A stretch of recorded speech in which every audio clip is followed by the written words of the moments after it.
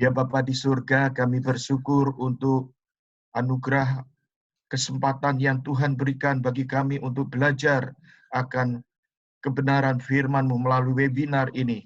Topik yang sangat relevan yang sedang kami hadapi hari ini. Biar Tuhan berbicara pada setiap hati nurani kami. Tuhan sudah menghantarkan Evangelis Bejoli di tengah-tengah kami. Biarlah Tuhan pakai urapi dia di dalam webinar yang akan berlangsung selama 3 hari, mulai pada hari ini dan dilanjutkan minggu depan. Tuhan sertai hamba-Mu yang setia ini dan setiap kami yang ikut serta, biar kami boleh sama-sama diberkati dengan kehadiran pelayanan firman yang akan disampaikan ini. Kami doakan juga untuk saudara-saudara kami yang sedang menyusul, Tuhan pimpin mereka sampai di tengah kami boleh bersama-sama. Kami serahkan awal selesainya ini di dalam nama Tuhan Yesus Kristus. Amin. Ya. Saya serahkan untuk Saudara Sabian menyampaikan beberapa hal yang bisa disampaikan untuk aturan yang akan dilaksanakan. Silakan Pak Sabian. Oke,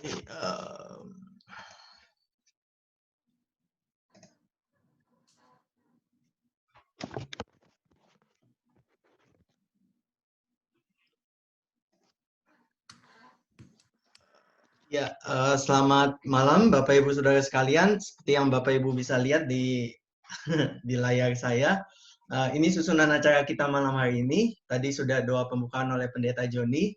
Saya akan berikan beberapa pengantar untuk kita mengerti apa yang akan kita lakukan pada malam hari ini. Ada beberapa aturan main Bapak Ibu Saudara sekalian ya. Yang pertama, Bapak Ibu nanti dalam seminar Bapak Ibu boleh foto slide-slide yang nanti Pak Bejo akan sampaikan, tapi tidak diizinkan untuk merekam sebagian atau bahkan seluruh dari seminar malam hari ini. Juga apalagi sudah direkam diupload lagi begitu ya Pak Bejo ya. Jadi tidak boleh. Dan buat Bapak Ibu yang akan mau menyampaikan pertanyaan, di bawah itu di layar Bapak Ibu, entah di bawah atau di atas, ada tulisan Q&A. Bapak Ibu bisa menyampaikan pertanyaan-pertanyaan Bapak Ibu lewat tulisan, lewat icon itu. Nanti tentu pertanyaannya banyak, kita akan pilih yang mungkin sama, kita pilih, kita kelompokkan. Kalau yang nggak semua kebahas, kita coba gitu, sedapat mungkin malam ini. Terus nanti Pak Bejo akan menyampaikan materi, tanya jawab, dan kemudian penutup. Saya pikir itu saja, saya serahkan kepada Pak Bejo. Ya, terima kasih Pak Sabian, Pak Joni juga. Saudara-saudara yang dikasih Tuhan, salam dari Surabaya ya. Kita bersyukur teknologi memungkinkan kita untuk bersekutu di tengah segala keterbatasan yang ada. Nah, saat ini saya akan menyampaikan sesi pertama yang akan dilanjutkan lagi dengan minggu depan, ada sesi 2 dan ketiga. Jadi saya sangat berharap agar Bapak Ibu, Saudara yang ikut bisa mengikuti seluruhnya, agar bisa mendapatkan perspektif yang lebih utuh ya. Nah, saya akan memberikan satu ceramah kurang lebih 1 jam, dan saya akan menggunakan PowerPoint. Sekali lagi PowerPoint-nya boleh di screenshot, boleh difoto untuk di-review kalau mau, siapa tahu ada yang memerlukan. Tapi please jangan dibagikan secara umum ya.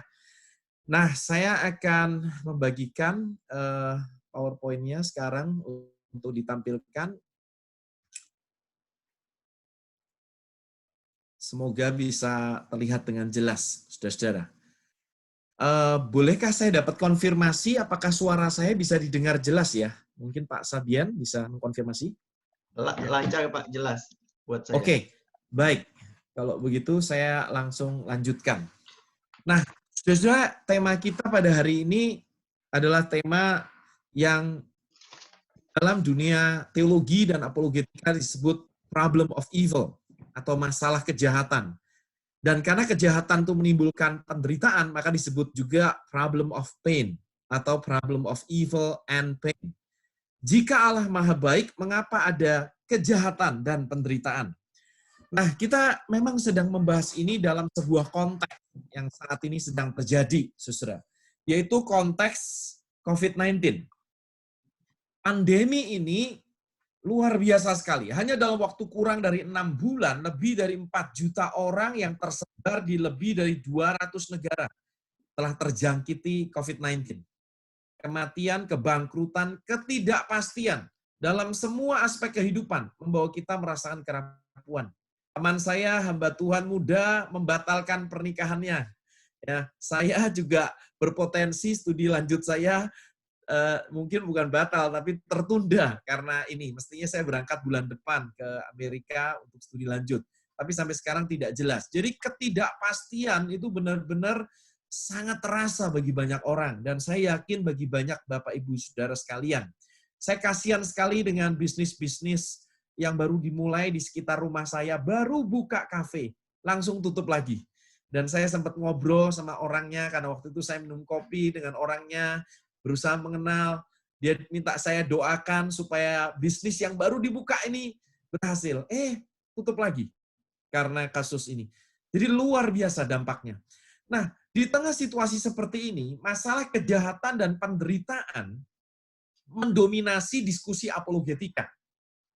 Ya, dan tanggapan Kristen terhadap bencana akibat virus corona, ya, khususnya virus yang namanya SARS-CoV-2 yang menyebabkan penyakit COVID-19, ya, itu sedang dinantikan banyak orang. Nah, kemarin belum lama ini saya barusan memberikan sebuah seminar yang diadakan oleh Grammy terkait dengan ini, ya. Dan sebagian akan sama, sebagian akan berbeda dengan yang hari ini saya sampaikan. Karena saya tahu ada sebagian di antara sudah ikut, jadi saya ingin menegaskan, saya memastikan sebagian materi saya berbeda, begitu. Nah, bisa dikatakan pandemi ini, saudara-saudara, adalah kejadian langka. Tapi sayangnya bukan gerhana ya. Kalau gerhana itu langka dan menyenangkan. Banyak orang ingin menyaksikan. Ini kejadian langka yang tidak diharapkan orang. Kalau kita lihat tadi angka-angka seperti 4 juta lebih manusia sudah terinfeksi, dan banyak sekali kematian, khususnya di Amerika Serikat, Spanyol, Perancis, Italia. Nah, saudara, kita melihat bahwa bagi kita yang tidak terdampak langsung, misalnya oleh kematian dan sakit penyakit, itu seperti sekedar angka-angka belaka. Tapi bagi keluarga dekat mereka, bagi relasi mereka, itu jauh lebih besar dan lebih penting daripada sekedar angka-angka. Pandemi COVID-19 ini berdampak dalam kehidupan kita dalam cara-cara yang sungguh tak terduga. Kita sekarang benar-benar merasakan kerapuan, keterbatasan, dan ini menarik karena kita mengalami ini di abad 21, di mana peradaban manusia itu sudah sangat berkembang dan seringkali membuat kita arogan, sombong. Tetapi ternyata kita sedang disingkapkan oleh Tuhan bahwa kita ini manusia yang sangat terbatas. Nah, saudara-saudara, perlu saya ingatkan bahwa pandemi semacam ini, penyakit yang persebarannya begitu luas, ya, itu bukan sekali terjadi dalam sejarah. Kalau Anda membaca buku John C. Lennox, ya, Where is God in this Coronavirus World, yang barusan diterjemahkan dalam bahasa Indonesia juga, dan mungkin sebagian Anda sudah membaca, Saudara, John C. Lennox juga ada menyebutkan beberapa. Misalnya, di abad ke-14, itu ada pandemi penyakit pes yang disebut dengan Black Death. Dengan korban jiwa kurang lebih 700-100 juta manusia di Eurasia, yaitu Europe and Asia. Jadi, Anda bisa bayangkan, di tahun 1300-an, ada kurang lebih 70 juta manusia yang meninggal. Itu sangat mengerikan, karena populasi pada saat itu tentu tidak sebesar saat ini. Juga kita tahu yang paling dekat dengan kita adalah Spanish flu. Ya, ada orang-orang yang tidak terlalu suka menggunakan kata Spanish, jadi pandemi flu. Tahun 1918 sampai 1920. Kurang lebih 100 tahun yang lalu. Ya, sudah memakan korban sekitar 20-50 juta manusia di seluruh dunia. Dan bagi sebagian kalangan, HIV ya, dan penyakit yang ditimbulkannya yaitu AIDS, antara tahun 2005 sampai 2012, ini kurang lebih 7-8 tahun, itu telah memakan korban 32 juta manusia. Oleh sebagian akademisi, AIDS itu dimasukkan sebagai kategori pandemi. Ya. Jadi ini luar biasa sekali, Dan banyak sekali yang mungkin di antara kita yang terkadang lupa, kita berpikir mungkin kita berada di situasi yang unik saat ini, tetapi sebenarnya ini sudah pernah terjadi, walaupun memang sangat langka. Di tengah situasi seperti ini, saya percaya bahwa gereja itu memiliki panggilan yang utuh dalam pelayanannya. Nah, kemarin dalam seminar saya menyebutkan, di tengah berbagai penderitaan yang diakibatkan oleh pandemi COVID-19, akal manusia itu memerlukan penjelasan. Ya. Hatinya memerlukan penghiburan. Perutnya memerlukan pangan. Tubuhnya memerlukan kesehatan. Dan gereja harus terlibat dalam pelayanan seperti ini secara utuh. Saya sangat yakin bahwa gereja harus melayani jemaatnya, bahkan dunia, bukan hanya jemaatnya, tetapi dunia, dengan pelayanan yang holistik, yang menyentuh aspek akal. Tadi saya berikan kalimat akal manusia membutuhkan penjelasan, tetapi juga menyentuh hati. Hati manusia memerlukan penghiburan saat ini. Tetapi juga perut manusia membutuhkan pangan. Tubuh memerlukan kesehatan. Jadi kita tidak boleh bergerak hanya di dalam satu pelayanan. Nah, di dalam dunia apologetika, karena saya memang mendalami dan fokus di dalam apologetika, sebenarnya apologetika itu lebih terfokus pada mencoba memberikan penjelasan. Mengapa jika ada Allah yang maha baik dan maha kuasa, ada begitu banyak kejahatan dan penderitaan di tengah-tengah dunia ini. Dengan kata lain, kalau Anda lihat PowerPoint saya ini, jadi fokus dari apologetika itu ke ranah intelektual. Tetapi kita tahu bahwa sebenarnya bagi banyak orang yang paling dibutuhkan saat ini mungkin adalah ranah pastoral, yaitu penghiburan bagi hati jemaat. Eksistensial ini bicara tentang pergumulan eksistensi. Misalnya kalau eksistensi manusia terkait dengan makanan misalnya. Kalau krisis ini tidak berakhir, bulan depan saya makan apa karena tabungan saya habis. Itu pergumulan yang eksistensial. Tapi kalau kita berteriak sampai berapa lama lagi ya Tuhan, secara emosional kita sedih dan kita merasa begitu berat, nah itu pergumulan juga emosional. Emosional dan eksistensial ini membutuhkan pelayanan pastoral. Sedangkan sebagian orang mulai mempertanyakan Tuhan, apa benar Tuhan itu ada? Ateis semakin yakin bahwa ateismenya benar di tengah kejahatan dan penderitaan. Kalau memang Tuhan ada, kenapa dia tidak bertindak? Ada banyak orang mati. Nah, jadi bagi ateis dan bagi sebagian orang Kristen yang berpikir, maka ini menimbulkan pertanyaan secara intelektual yang harus dijawab secara apologetika. Jadi saya ingin mengatakan, walaupun saya bergeraknya di bidang apologetika, saya percaya dan saya juga rindu terlibat, kita semua harus terlibat di dalam pelayanan yang utuh, menyentuh semua aspek. Ya. Nah, sesi hari ini itu akan terfokus pada masalah intelektual, saudara-saudara. Jadi saya minta maaf di depan, kalau nanti sudah mendengarkan ceramah saya yang hari ini, itu kok sepertinya tidak terlalu menjawab pergumulan saudara. Karena mungkin pergumulan saudara yang utama adalah emosional dan eksistensial. Nah, saya berharap bisa menjawab itu ya lebih banyak di sesi 2 dan sesi 3 di dalam jadwal yang sudah ditetapkan. Jadi saya berharap sudah mengikuti next session-nya. Tapi sesi hari ini saya ingin menolong kita secara intelektual menjawab kritik-kritik dari ateis, bagaimana mungkin Allah ada di tengah banyak penderitaan. Dan juga keberatan dan pertanyaan yang muncul dari dalam diri kita sendiri, orang Kristen yang punya pertanyaan.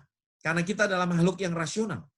Jadi sesi kita memang lebih banyak hari ini ke ranah intelektual. Walaupun juga karena keterbatasan waktu, saya akan singkat saja. Kira-kira demikian. Nah, saudara-saudara, kenapa dari tadi saya menyebut kata kejahatan? Mungkin ada sebagian yang merasa aneh. Bukankah ini adalah penyakit, Pak? COVID-19. Kenapa dari tadi isunya disebut kejahatan? Kira-kira begitu.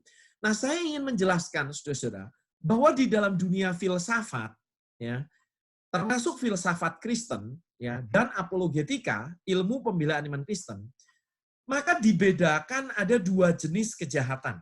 Ya. Pertama itu disebut kejahatan alamiah. natural evil. Ini adalah keadaan buruk atau dalam tanda petik jahat yang disebabkan bukan oleh niat atau kelalaian agen moral. Agen moral itu misalnya manusia. Manusia kan memiliki keputusan moral. Sedangkan virus corona itu tidak melakukan keputusan untuk menimbulkan penyakit karena dia bukan agen moral.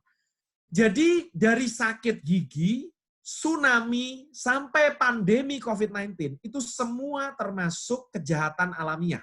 Atau in English, natural evil. Kadang-kadang disebut physical evil, kejahatan fisik. Nah, yang kontras dengan itu adalah kejahatan moral. Kejahatan moral adalah keadaan yang buruk yang diakibatkan oleh niat atau kelalaian agen moral. Ini contohnya ya mencuri sampai mutilasi. Jadi ketika manusia memilih untuk berbuat sesuatu yang mengakibatkan keadaan yang buruk kepada orang lain atau sekitar, makanya disebut kejahatan moral. Nah, sebenarnya saudara-saudara, yang kita saksikan sebenarnya di dunia ini, seringkali kejahatan alamiah dan kejahatan moral itu bersenyawa atau berkombinasi dalam satu kasus yang sama. Nah, saya kasih contoh dulu yang selain pandemi COVID-19 ini adalah ketika saya pelayanan di Kota Palu. Nah, Kota Palu itu terkena tsunami, saudara-saudara. Dan berita-berita di koran, nanti kalau Anda lihat, itu banyak sekali yang menutup-nutupi sebenarnya. Saya ke sana 2 kali, saya mendengarkan cerita-cerita dari jemaat-jemaat, pendeta, hamba Tuhan. Wah, jauh lebih ngeri daripada yang di berita. Jadi mereka mengatakan ada semacam upaya untuk menutupi kondisi yang sesungguhnya. Kenapa? Karena di sana ada banyak sekali orang yang mati, meninggal ya di Kota Palu, tetapi juga ada penjarahan. Ketika orang sedang dihantam kesusahan, orang sedang listrik mati, tiba-tiba penjarahan di mana-mana. Jadi itu kombinasi antara kejahatan alamiah dan kejahatan moral. Nah, pandemi COVID-19 ini, kalau dilihat dari sudut pandang ini disebabkan oleh virus, dan saya memang masih percaya pada WHO, ya. Saya masih percaya pada World Health Organization, Organisasi Kesehatan Dunia, yang percaya bahwa ini disebabkan lebih banyak virus ini muncul dari bukan dari hasil laboratorium, bukan dari buatan manusia seperti yang dicetuskan dalam teori-teori konspirasi. Ya, saya ingin mengingatkan saudara jangan mudah percaya dengan teori konspirasi. Ya, nanti Anda boleh tanya sama saya dalam sesi Q&A mengapa saya punya pandangan begitu. Tapi saya lebih percaya pada pandangan WHO dalam hal ini yang menegaskan bahwa ini disebabkan oleh virus alamiah, bukan ciptaan. Kira-kira demikian. Nah, pandemi COVID-19 ini sebagai kejahatan alamiah, saudara-saudara, ternyata juga mungkin bisa mengakibatkan penderitaan yang lebih dahsyat saat ini karena ada kelalaian pribadi, masyarakat, atau pemerintah. Termasuk kalau kita tidak taat melakukan physical distancing, kalau pemerintah khususnya agak lalai dan terlambat membuat langkah-langkah, khususnya di negara-negara tertentu, itu akan membuat semakin parah. Dengan kata lain, penderitaan manusia yang saat ini terjadi karena COVID-19 tidak semata-mata disebabkan oleh kejahatan alamiah, yaitu virus. Tetapi kadang-kadang dikombinasi oleh kelalaian pemerintah, atau kekurang tegasan, atau kelalaian pribadi kita dan masyarakat sekeliling kita. Kira-kira demikian. Jadi penderitaan itu disebabkan oleh kombinasi dari kejahatan alamiah dan moral. Nah, sekarang pertanyaannya adalah begini. Dari perspektif iman Kristen, mengapa muncul penyakit di tengah dunia ini? Mengapa muncul bencana alam? Ya, tsunami, tornado. Perspektif Alkitab yang secara umum dan secara tradisional dipercayai paling dominan dalam sepanjang sejarah gereja adalah munculnya bencana alam, sakit, penyakit, itu disebabkan karena kita telah tinggal di dunia, alam, atau bumi yang telah jatuh dalam dosa. Nah, ini teksnya. Kejadian 3 ayat 17-19. Saudara-saudara. Ya, ini adalah hukuman Allah terhadap Adam yang jatuh dalam dosa, dan Adam mewakili umat manusia saat itu. Maka terkutuklah tanah karena engkau. Dengan bersusah payah engkau akan mencari rezekimu dari tanah seumur hidupmu. Semak duri dan rumput duri yang akan dihasilkannya bagimu dan tumbuh-tumbuhan di padang akan menjadi makananmu. Dengan berpeluh engkau akan mencari makananmu, sampai engkau kembali lagi menjadi tanah, karena disitulah engkau diambil, sebab engkau debu, dan engkau akan kembali menjadi debu. Nah, teks ini menunjukkan bahwa berkat-berkat Allah yang sebelumnya Tuhan berikan di Taman Eden bagi Adam dan Hawa, kelimpahan hasil tanah yang baik, itu menjadi berubah setelah Adam jatuh ke dalam dosa. Tuhan turut menghukum bukan hanya Adam, tetapi terkutuklah tanah. Dengan kata lain, sejak saat manusia jatuh dalam dosa, yaitu Adam, maka kita tinggal di bumi yang sudah terkutuk. Di bumi yang menghasilkan kesulitan, semak duri dan rumput duri yang akan dihasilkannya bagimu. Dengan berpeluh, engkau akan mencari makananmu. Ini menandakan bahwa kesulitan hidup akan menjadi bagian dari kehidupan manusia. Dan bukan hanya kesulitan hidup, tetapi juga kematian. Engkau debu dan akan kembali menjadi debu. Ini bukanlah rencana Allah dalam artian yang sebelumnya, tetapi setelah manusia jatuh dalam dosa, perhatikan ini adalah konsekuensi dari kejatuhan manusia di dalam dosa. Kesulitan, penderitaan, dan kematian. Nah, dengan kata lain, 3 masalah utama manusia itu kan duka, dosa, dan kematian. Oleh karena Adam berbuat dosa, maka muncul duka dan kematian. Nah, dunia yang terkutuk akibat dosa ini, mungkin ada yang bertanya begini, mengapa Adam yang jatuh dalam dosa, lalu mengapa bumi kita ikut terkutuk? Sehingga muncullah bencana alam, muncullah sakit penyakit, begitu. Nah, John C. Lennox, seorang Emeritus Professor of Mathematics, ya, dia profesor matematika emeritus dari University of Oxford. Dia menuliskan bukunya dan tentang isu ini, dan dia memberikan analogi. Namanya analogi itu tidak ada yang sempurna, tapi ini sebuah ilustrasi untuk menolong kita. Dia berkata begini, keretakan relasi manusia dengan penciptanya membawa konsekuensi yang lebih luas dari konsekuensi bagi manusia itu sendiri. Seorang pendayung perahu yang menolak mendayung perahu dengan cara yang benar akan mempengaruhi bukan hanya dirinya sendiri, tetapi juga semua orang di dalam perahu tersebut, dan bahkan bisa sampai merusak perahu itu. Dengan kata lain, ketika Adam jatuh dalam dosa, Adam di sini diumpamakan sebagai pendayung perahu. Ketika dia jatuh dalam dosa, dia mempengaruhi bukan hanya dirinya, tetapi juga seluruh keturunannya, dan juga merusak perahu itu dikaitkan dengan rusaknya alam. Makanya muncul kejahatan alamiah. Nah, kalau Anda membaca tulisan dari seorang teolog yang lain bernama John Piper, ya, dari Amerika Serikat, kalau John Lennox dari Inggris, maka John Piper sederhananya mengatakan kejahatan alamiah, bencana alam, kengerian, tsunami, COVID-19 ini semua sebenarnya adalah sebuah gambaran dari kejahatan moral. Jadi Tuhan seolah-olah ingin menunjukkan kepada kita betapa ngerinya dosa manusia melalui kejahatan alamiah ini. Ini semua bisa ada karena manusia yang berbuat dosa. Dan ini tidak akan ada kalau manusia tidak jatuh dalam dosa.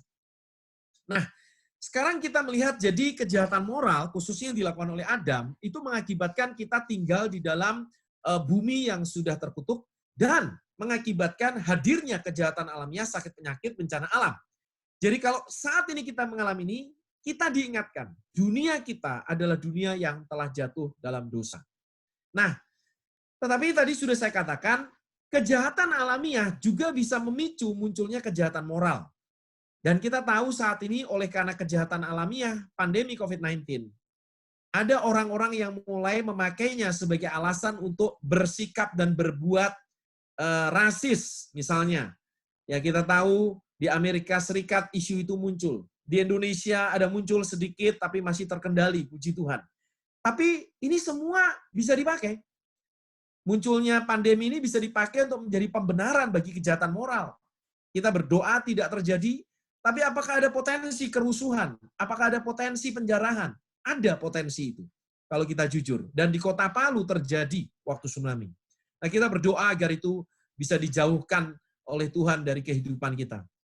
Nah, sekarang saudara, saya ingin masuk ke dalam area di mana masalah kejahatan itu seringkali dipakai untuk menolak keberadaan Tuhan. Ya, seringkali khususnya dari pihak ateis memakai ini untuk menolak keberadaan Tuhan. Dan dari pihak orang Kristen, sebagian orang Kristen mempertanyakan apakah memang Tuhan itu ada. Dan kalau ada, apakah dia maha baik dan maha kuasa di tengah situasi penderitaan akibat kejahatan. Nah, ada satu isu yang di dalam dunia apologetika disebut the logical problem of evil. Masalah kejahatan secara logis, itu bahasa Indonesianya, the logical problem of evil. Nah, kira-kira begini, ini adalah isu yang sebenarnya sangat lama, pertanyaan perennial, abadi.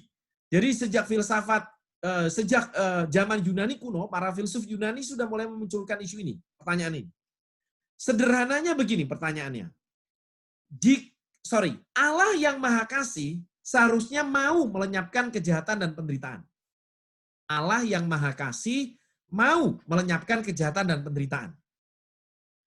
Dan Allah yang Maha Kuasa seharusnya mampu melenyapkan kejahatan dan penderitaan. Tetapi faktanya kejahatan dan penderitaan ada saat ini. Jadi menurut ateis, dua premis yang pertama, premis 1 dan premis 2, Allah Maha Baik dan Allah Maha Kuasa, itu bertentangan dengan premis yang ketiga, yaitu kejahatan dan penderitaan ada. Oleh karena itu, ateis akan berkata, keberadaan kejahatan dan penderitaan itu membuktikan, atau paling tidak, bukan membuktikan, bertentangan secara logis dengan keberadaan Allah yang Maha Baik dan Maha Kuasa. Jadi berdasarkan premis 1, 2, dan 3 ini, sebenarnya ada beberapa alternatif opsi. Tapi opsi yang paling masuk akal adalah Allah tidak ada, menurut ateis. Perhatikan. Sebenarnya kalau opsi yang lainnya apa? Ya berarti Allah Maha Baik, dia mau menghilangkan kejahatan dan penderitaan, tapi tidak mampu. Jadi Maha Baik, tapi tidak Maha Kuasa. Atau dia Maha Kuasa, tapi tidak Maha Baik. Atau dia Allah, tapi tidak Maha Baik dan tidak Maha Kuasa. Siapa pula yang mau mempercayai Allah seperti itu? Oleh sebab itu, ateis mengatakan jauh lebih masuk akal mempercayai Allah tidak ada daripada mempercayai Allah Maha Baik tapi tidak Maha Kuasa, atau sebaliknya, atau tidak dua-duanya. Nah, ini adalah pertanyaan yang lama, klasik, dan masih banyak orang yang mempertanyakan ini dalam situasi seperti ini. Ini kesimpulan ateis, Allah tidak ada. Nah, kira-kira bagaimanakah tanggapan Kristen, saudara-saudara, atas isu ini? Dengan kata lain, ini adalah pertanyaan teologis. Ini adalah pertanyaan filosofis, ranahnya ranah intelektual, bukan emosional, ya bukan eksistensial. Jadi gereja memang perlu memberikan jawaban intelektual, karena ini pertanyaan intelektual. Nah, ini adalah ranah apologetika. Bagaimana kita bisa menjawab isu ini secara sederhana, ya karena waktu saya tidak bisa mengeksplorasi terlalu banyak. Jadi saya ingin menjawab secara cepat saja, nanti ada waktu tanya jawab. Nah, sebelum kita menjawab, saya menekankan hal ini, saudara. Sebenarnya bukan hanya kekristenan yang harus menjelaskan masalah kejahatan. Tetapi semua worldview atau wawasan dunia atau agama, bahkan ateisme juga harus menjelaskan. Oleh karena itu, kita tidak boleh hanya menjawab, tetapi kita juga harus mengajukan pertanyaan balik. Posisi diskusi kita tidak hanya defensif, tapi juga ofensif. Perhatikan, saya tidak mengajak kita ofensif terhadap manusia atau orang. Kita tidak boleh ofensif kepada siapapun dalam diskusi dan dalam penginjilan atau dalam percakapan. Tapi yang saya maksudkan adalah ofensif itu adalah kita jangan hanya ketika ditanya, jangan hanya menjawab, tapi kita bisa bertanya balik. Kalau menurut ateisme, bagaimana misalnya masalah ini? Kira-kira begitu. Nanti saya akan berikan contohnya. Nah, sekarang mari kita coba masuk ke dalam tanggapan balik kita kepada ateis misalnya. Ya, kalau ateis bertanya demikian, jikalau Allah Maha Baik dan Maha Kuasa, mengapa ada banyak kejahatan dan penderitaan? Kita bisa tanya kembali nih kepada teman ateis. Dan saya pikir di Australia banyak sekali ateis gitu ya. Di Indonesia juga muncul banyak anak-anak muda. Jadi kalau orang yang berkata di Indonesia ateis itu tidak banyak atau sedikit sekali atau tidak relevan, mohon maaf, berarti dia yang mengatakan itu tidak cukup punya pergaulan yang luas. Ya, jadi saya 13 tahun di Universitas Kristen Petra, menjadi dosen selama 13 tahun, saya sudah ketemu sama mahasiswa ateis, saya hitung-hitung sedikitnya 50 orang yang saya pernah ngobrol. Ya, jadi bukan yang mahasiswa ateisnya lebih banyak. yang saya pernah ngobrol. Saudara bisa bayangkan, ini anak-anak muda ini sangat banyak yang berpikir seperti ini. Ini adalah isu yang real, dimanapun. Ya. Nah, kita bisa bertanya begini kepada ateis, jika Allah tidak ada, lalu apa solusi yang bisa diberikan pujaanmu? Kenapa saya pakai istilah pujaan? Karena semua orang adalah makhluk penyembah. Kalau seseorang tidak menyembah Allah, dia pasti menyembah yang lain. Yang lain ini yang kita sebut sebagai ilah lain, atau berhala, atau apapun. Ini bisa adalah, kalau dalam dunia ateis bisa adalah pendidikan, ilmu pengetahuan, atau apapun. Jadi sebenarnya kalau kita tanya apa solusi yang bisa diberikan, juga sebenarnya ateisme tidak banyak menyediakan solusi. Dan kita bisa bertanya ini sudah diingatkan misalnya oleh seorang teolog Amerika bernama Tim Keller misalnya, di dalam bukunya, kita bisa mengamati bahwa di dalam situasi penderitaan seperti ini, banyak sekali orang-orang yang terlibat meringankan beban penderitaan sesama, menolong sesama, dan organisasi-organisasi yang giat sekali mengorganisir aktivitas pelayanan sosial, itu sangat banyak adalah organisasi-organisasi keagamaan. Bukan hanya Kristen tentu saja, tapi juga agama lain. Dan cukup sering ateis berkontribusi tapi tidak banyak. Saya tidak mengatakan bahwa ateis tidak ada yang baik. Oh, tentu ada banyak ateis orang yang relatif baik. Dan apakah ada ateis yang terlibat dalam pelayanan sosial di tengah masa penderitaan ini? Jelas ada. Tapi kalau Anda cermati, saya percaya Anda akan setuju dengan kesimpulan saya bahwa gereja khususnya, orang Kristen khususnya, saat ini sedang disadarkan oleh Tuhan dan sungguh-sungguh terlibat di mana-mana. Kemarin kami minggu lalu mengadakan seminar 5 hari. Ya, puji Tuhan itu untuk fundraising. Jadi 100% seluruh dari biaya peserta yang dibayarkan, ya 480-an orang, terkumpul kurang lebih 80 juta, dan para pembicara juga banyak yang mengembalikan honornya semuanya, begitu ya. Jadi itu semua diberikan untuk masyarakat yang tidak mampu. Saya jarang mendengarkan hal seperti itu di kalangan ateis. Ada, pasti ada. Tapi tidak sebanyak di kalangan iman Kristen.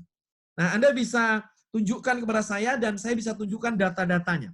Misalnya ketika tsunami Aceh menghantam Aceh. Kita bisa cek organisasi-organisasi apa yang terlibat dalam menangani pemulihan dari Aceh.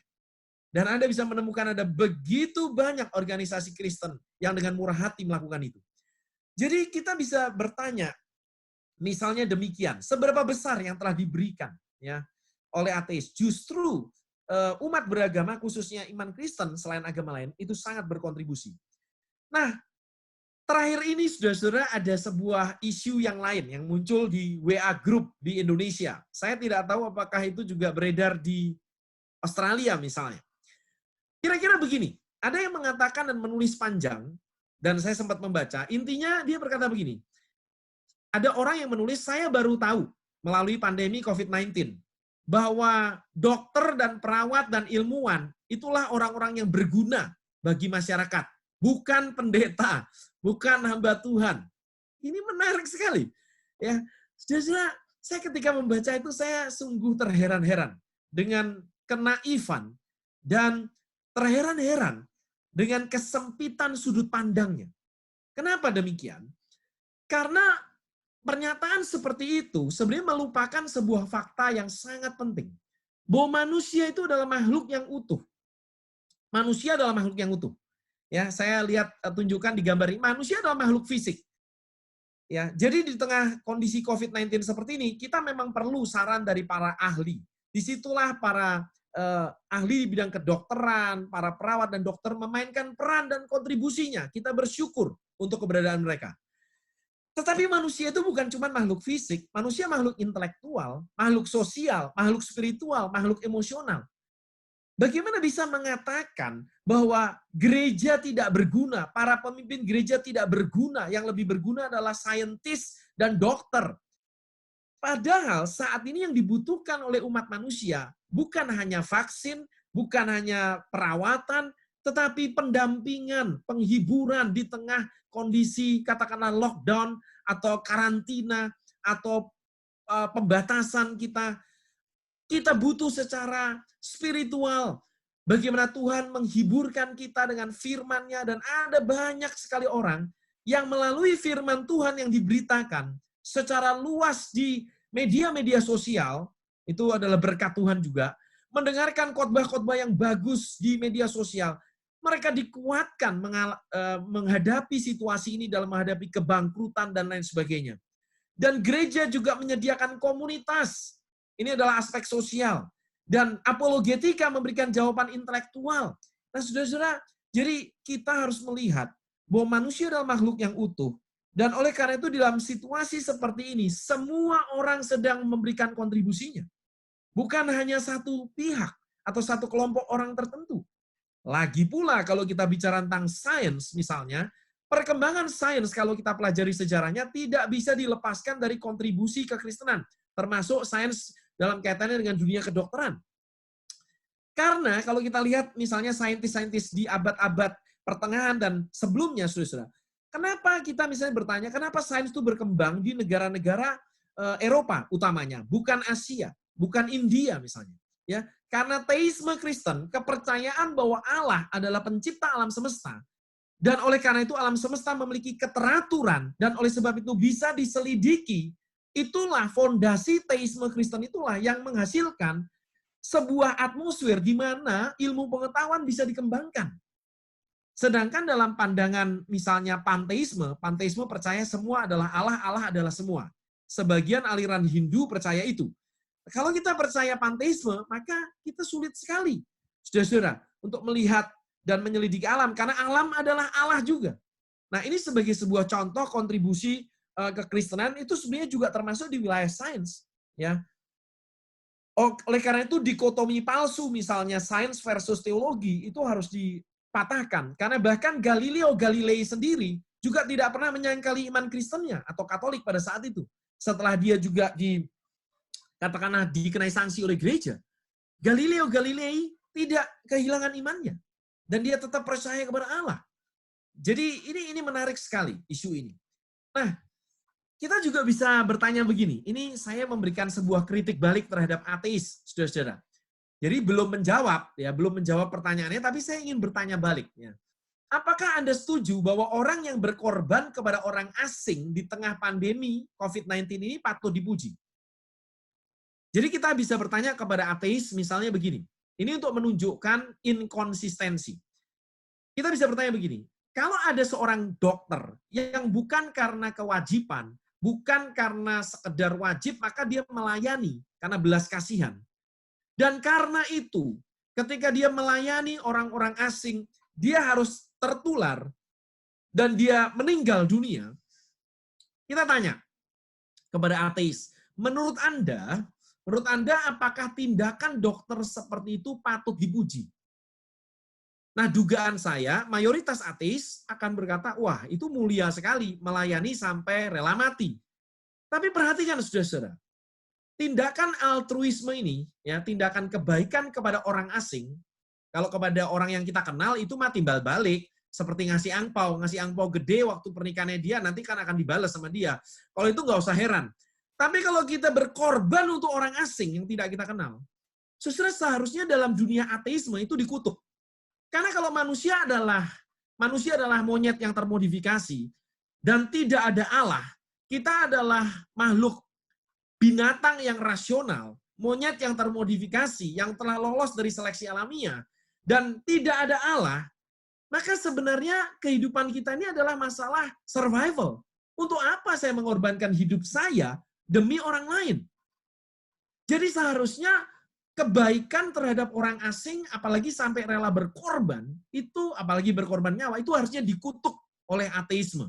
Dari sisi sudut pandang wawasan dunia ateis. Tetapi banyak ateis yang memuji. Itulah inkonsistensi dari yang kita saksikan dari banyak ateis. Sedangkan di dalam fondasi iman Kristen, itu layak dipuji, karena itu mencerminkan sifat Allah. Karena Allah pun rela berkorban bagi manusia berdosa di dalam Yesus Kristus. Maka kalau kita melakukan tindakan seperti itu cocok dengan karakter Allah. Tapi itu seharusnya nggak cocok dengan ateisme, tapi anehnya banyak ateis memuji tindakan itu, yang menunjukkan sebenarnya bahwa ateis seringkali tidak konsisten dengan wawasan dunianya. Nah, saudara-saudara, bukan hanya itu. Kita bahkan bisa bertanya bagaimana bahkan ateis bisa menyebut pandemi ini buruk atau jahat berdasarkan ateisme. Atau katakanlah kalau ada orang yang sengaja menularkan virus ini kepada orang lain. Kan ada tuh di berita-berita orang yang sengaja menularkan ke orang lain. Bagaimana tindakan itu bisa disebut jahat menurut perspektif ateisme? Karena jikalau Allah tidak ada, kita kehilangan fondasi moralitas. Kita kehilangan fondasi untuk menilai sesuatu itu baik atau jahat. Tentu saja ateis akan mengatakan itu jahat, tapi tidak ada fondasi moralitas yang kuat selain Allah untuk menyatakan sesuatu itu salah atau benar. Nah, saya yakin isu ini akan menimbulkan banyak pertanyaan dari banyak jemaat, dan saya siap nanti waktu tanya jawab mengklarifikasi. Saya tidak mau berpanjang-panjang, saya mau masuk sekarang pada jawaban Kristen. Nah, sebelum jawaban Kristen, coba lihat ini dulu. Richard Dawkins adalah tokoh ateis yang mungkin saat ini paling terkenal di dunia. Ya, ini kalimat dia. Sudah diterjemahkan dalam bahasa Indonesia. Alam semesta yang kita amati memiliki sifat-sifat yang sudah seharusnya kita harapkan jika ada. Yakni pada dasarnya tidak memiliki rancangan, tidak bertujuan, tidak ada yang jahat, dan yang baik. Tidak ada apa-apa selain pengabaian yang kejam dan buta. DNA tidak berpengetahuan atau memiliki kepedulian. DNA adalah DNA, dan kita menari mengikuti musiknya. Saya ingin sudah perhatikan kalimat ini dari tokoh ateis terkemuka di dunia. Alam semesta tidak bertujuan, tidak ada yang jahat, dan yang baik. Jadi menurut Richard Dawkins, sebenarnya karena Allah tidak ada, semua proses alam, termasuk manusia di dalamnya, semua proses ini ada proses tanpa tujuan, tidak ada yang baik, tidak ada yang jahat. Dengan kata lain, kalau ada proses yang namanya pembunuhan, proses-proses yang ada di dunia ini, termasuk misalnya ada orang yang berbuat jahat di tengah fakta pandemi COVID-19 ini, sebenarnya menurut wawasan dunia ateisme itu tidak bisa benar-benar dinilai jahat. Stuff happens ya. Jadi ya kalau ada orang menulari sesamanya, ini memang di dunia ini seperti ini. Ini adalah konsekuensi yang logis dan implikasi dari ateisme jikalau diikuti dengan konsisten. Ya. Nah, jadi bukan cuma itu, saya stop dulu, ada banyak pertanyaan lain, tapi kita sekarang bisa menyimpulkan sebentar. Walaupun beriman di tengah penderitaan itu sulit, sebenarnya lebih sulit lagi menjalani penderitaan tanpa iman kepada Tuhan.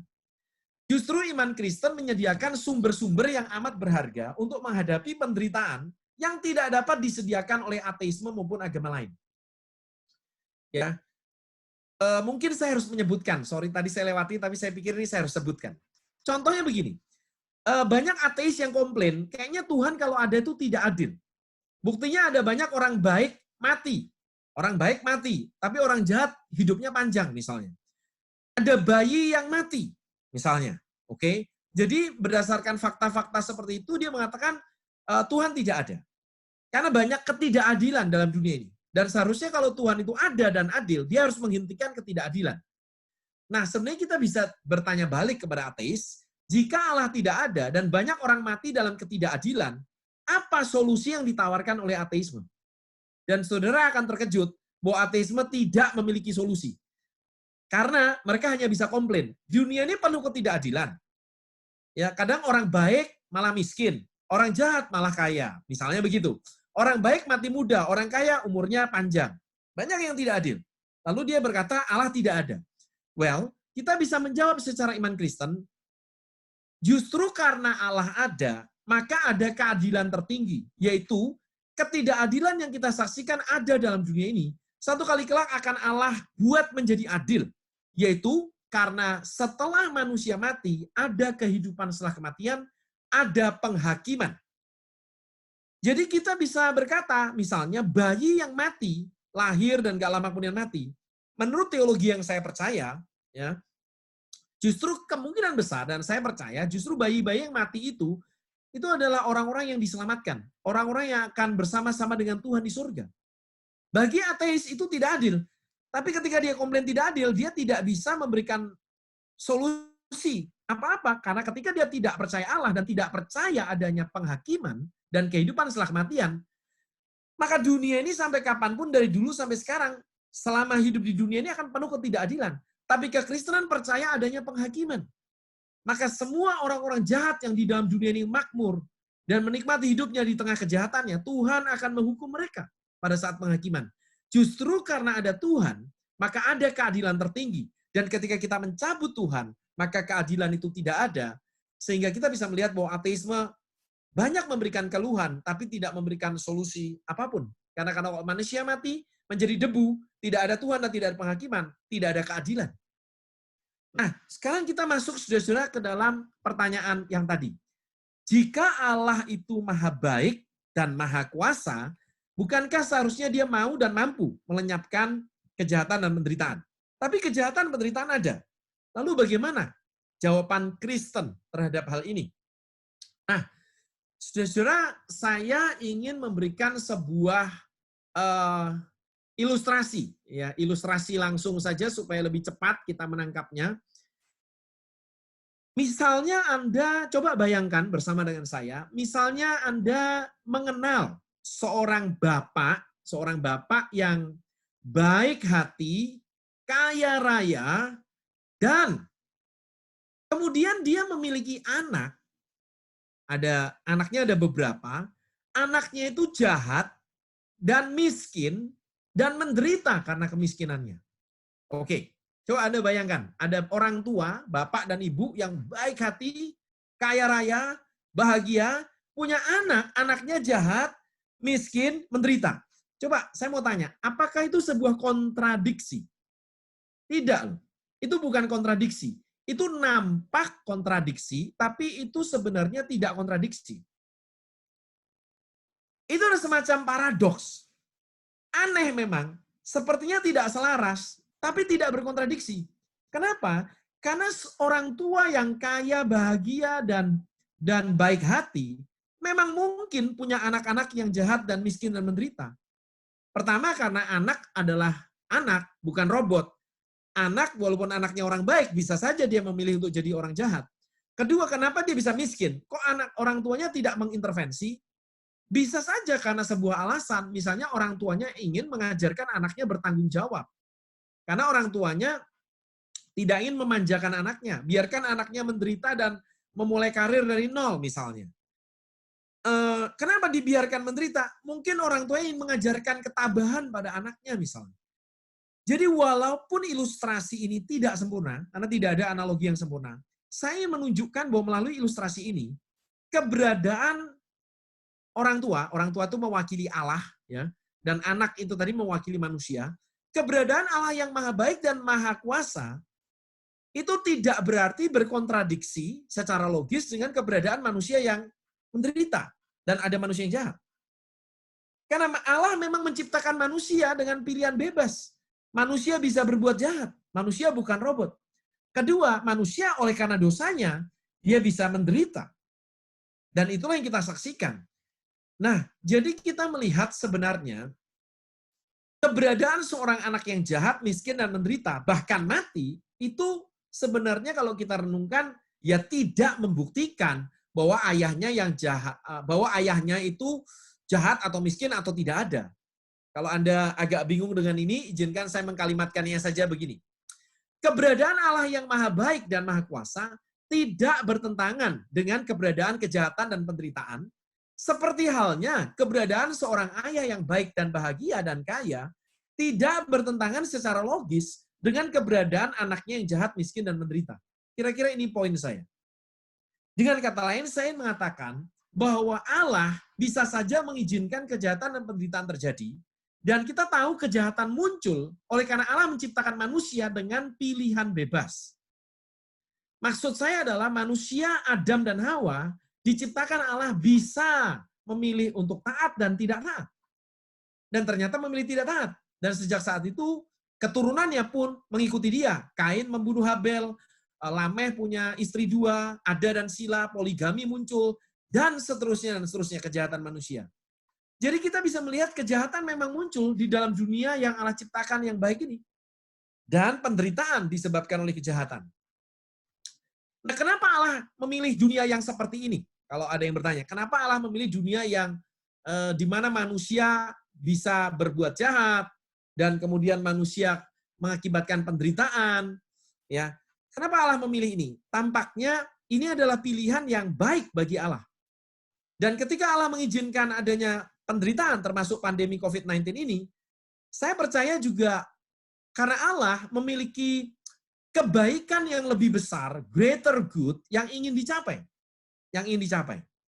Nah, saya ingin berikan contoh ini, ya.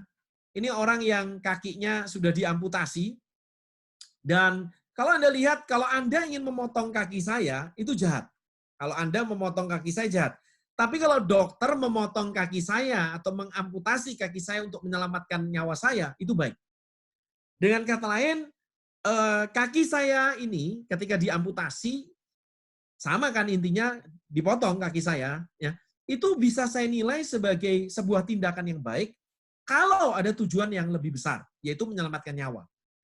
Nah, demikian pula dengan penderitaan. Penderitaan manusia, seringkali Tuhan izinkan kita, saudara dan saya mengalami penderitaan untuk tujuan yang lebih baik. Apa tujuan itu? Kira-kira apa tujuan itu? Nah, mohon maaf, itu adalah tema kita minggu depan. Itu tema kita di sesi yang kedua. Jadi saya akan menunjukkan di dalam Alkitab ada banyak sekali sebenarnya contoh-contoh di mana Tuhan mengizinkan penderitaan untuk tujuan yang baik. Dan kita bisa melihat oleh karenanya, melalui pandemi COVID-19 ini, Tuhan bisa saja mencapai banyak tujuan sekaligus, tapi semua tujuan baik itu terpusat kepada Allah, ya tentu saja. Dan yang kedua adalah demi kebaikan orang-orang yang mengasihi Dia, yaitu kita yang percaya kepada Dia.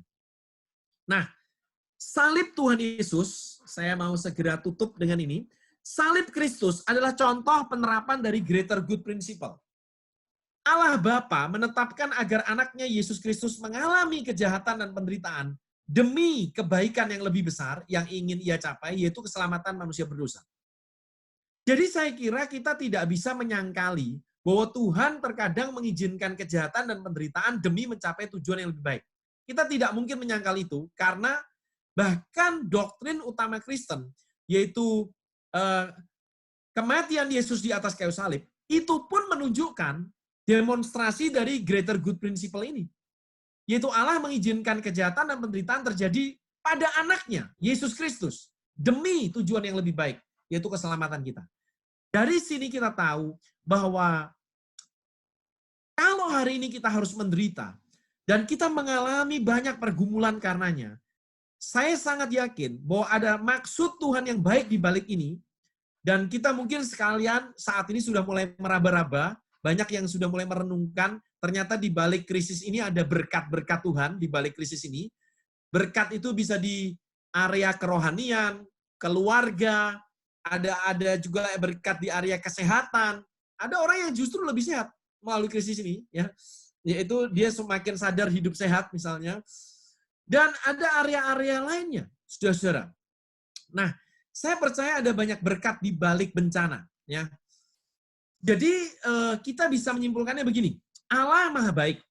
Allah mengizinkan kejahatan dan penderitaan untuk kebaikan yang lebih besar yang berpusat pada dirinya. Ya, untuk mendatangkan kemuliaan bagi Dia, karena melalui kasus ini banyak orang yang akhirnya menyadari kelemahan manusia dan kebesaran Allah. Banyak orang yang takut akan Dia, dicegah berbuat dosa misalnya melalui krisis ini, dicegah untuk sombong misalnya. Ada banyak sekali berkat Allah di balik krisis ini. Ya, minggu depan kita akan eksposisi itu lebih panjang.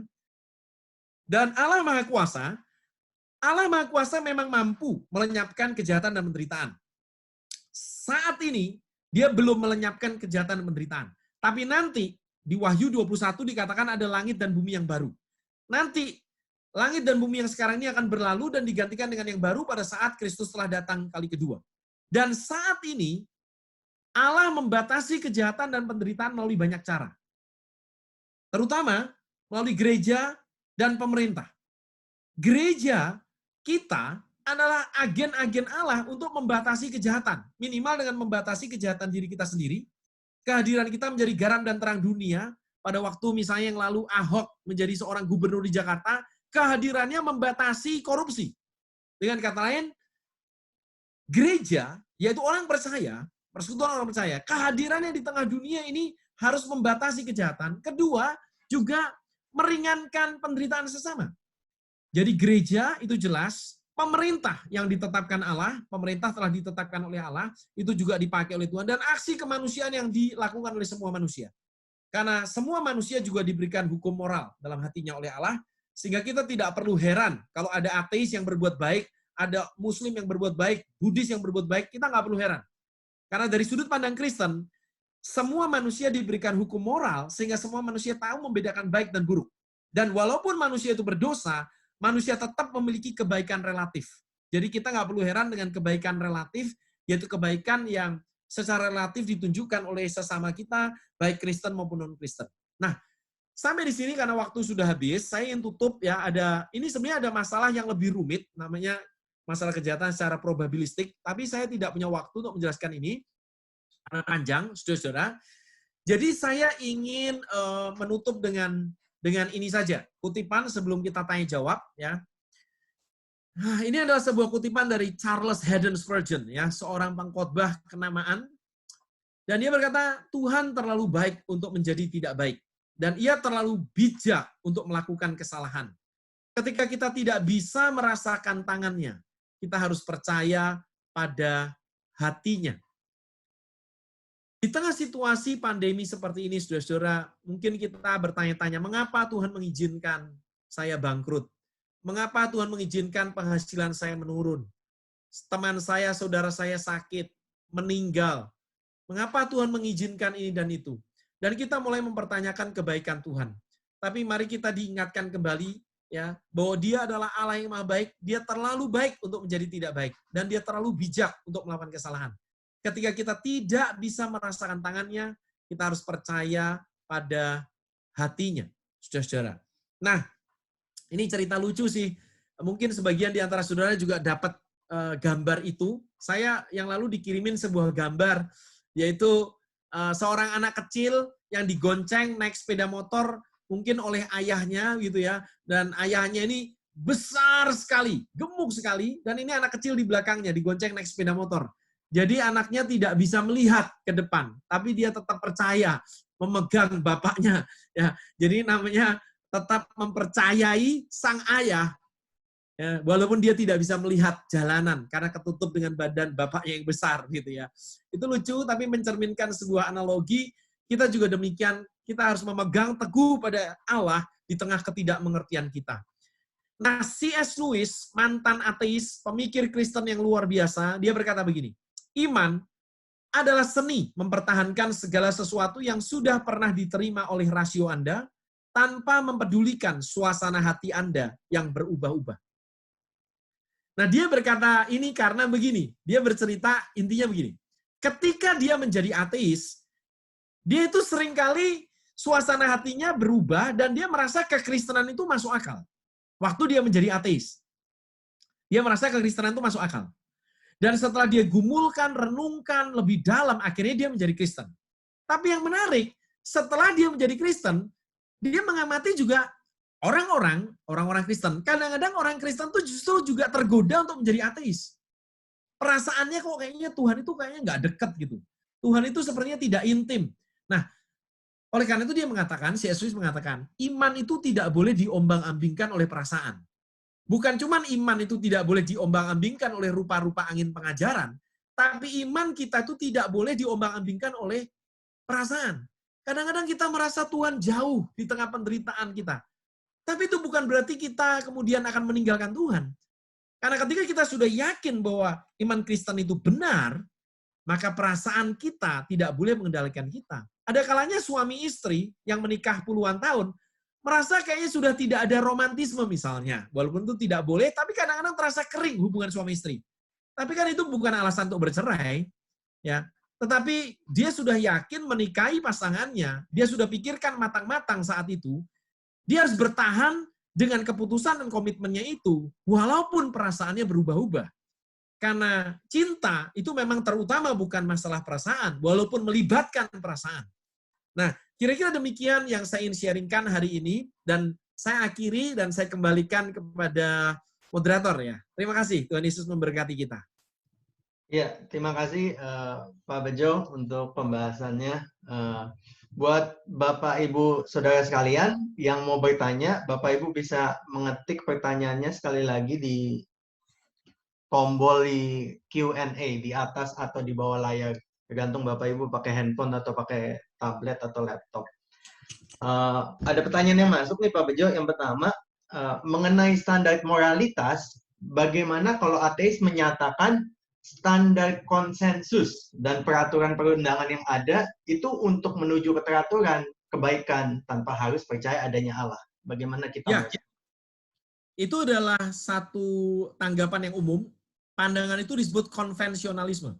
Jadi saya pernah bikin seminar khusus itu, dan saya sebenarnya yang lalu sudah mengusulkan, kalau waktu itu saya ke Australia, saya ingin membahas itu.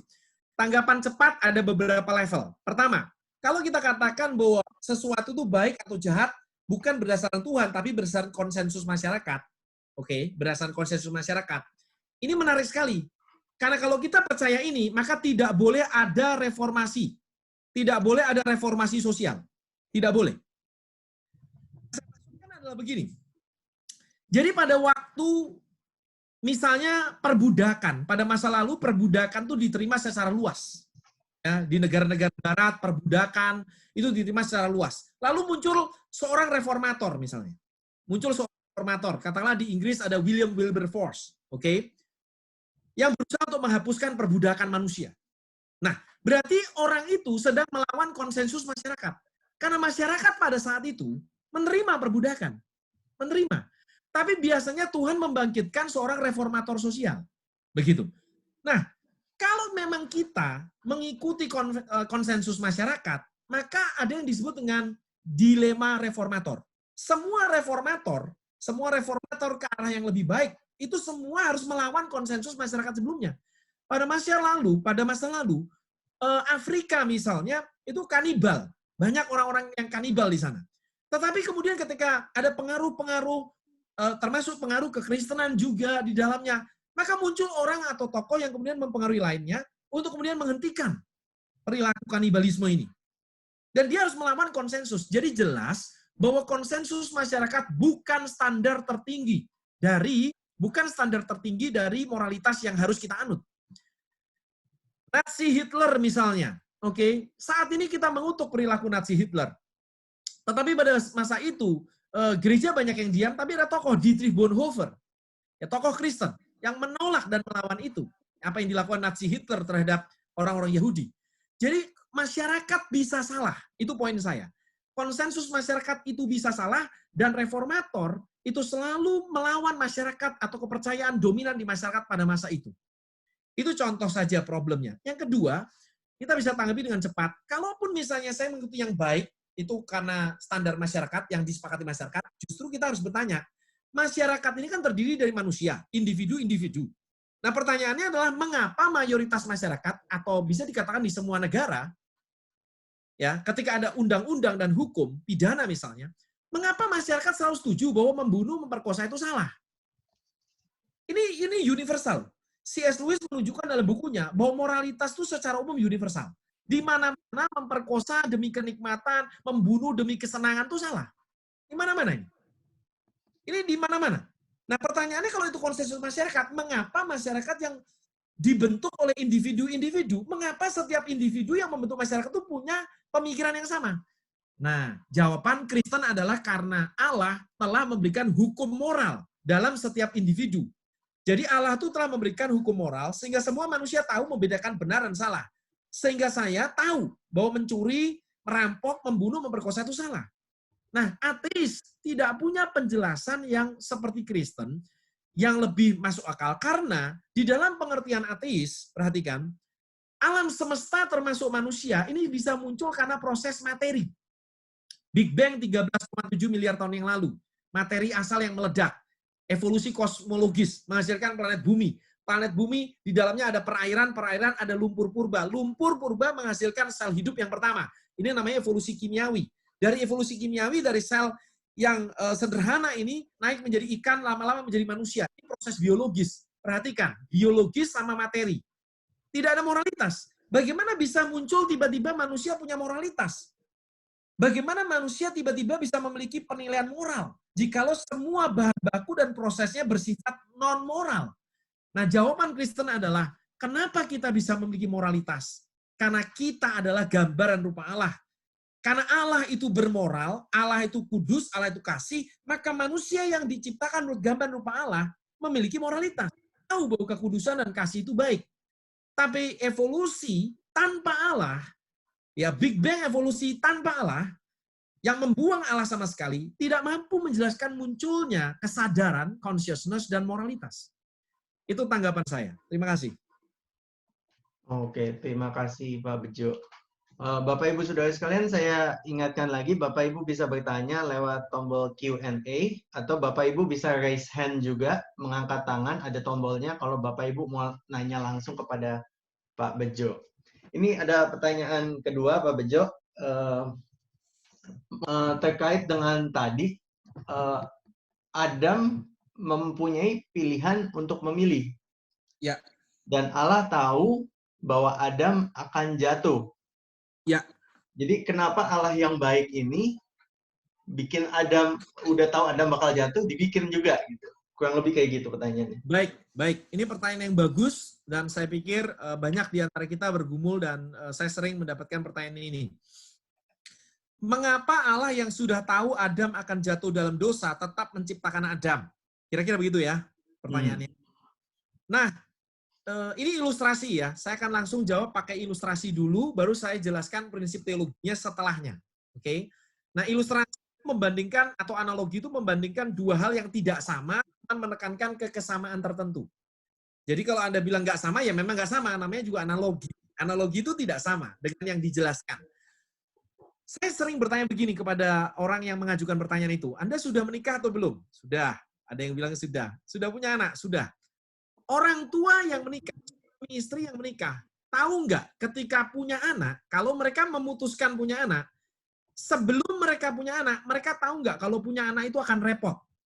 Kalau punya anak itu akan, namanya anak, itu saya nggak pernah lihat ada anak dari kecil sampai remaja, itu baik total tuh nggak pernah lihat saya. Jadi kalau ada, saya pengen kenal langsung. Jadi namanya anak itu akan merepotkan orang tua, namanya anak itu akan bisa nakal, tapi namanya anak juga bisa baik, tentu saja. Nah, pertanyaan saya kepada orang tua atau suami istri yang menikah dan punya anak adalah, kenapa kamu sudah tahu kalau punya anak itu repot, punya anak itu anak bisa nakal, punya anak itu bahkan ketika kita membesarkan bisa menjadi anak yang tidak tahu budi. Kenapa Anda tetap punya anak?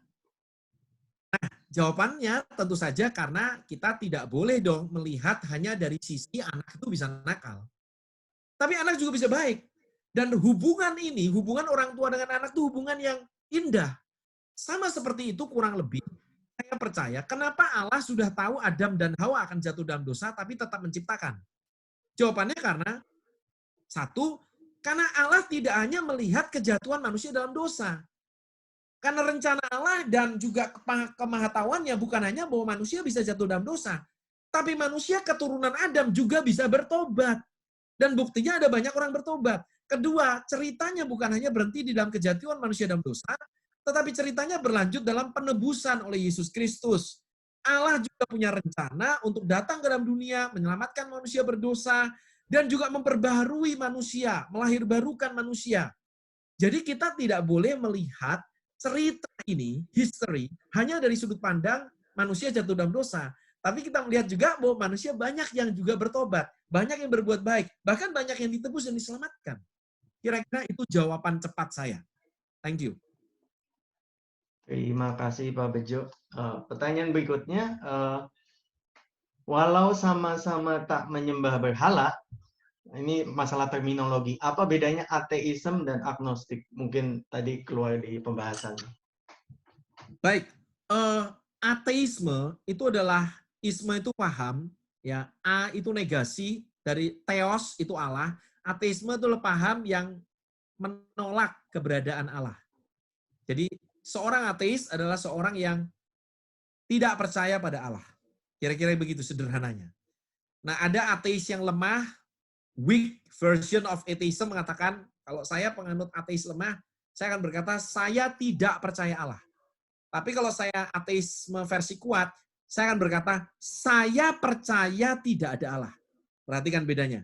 saya tidak percaya Allah, sama saya percaya tidak ada Allah. Itu lebih kuat yang saya percaya. Agnostik itu berasal dari kata gnosis. Gnosis itu pengetahuan. Jadi agnosis. Jadi tidak tahu.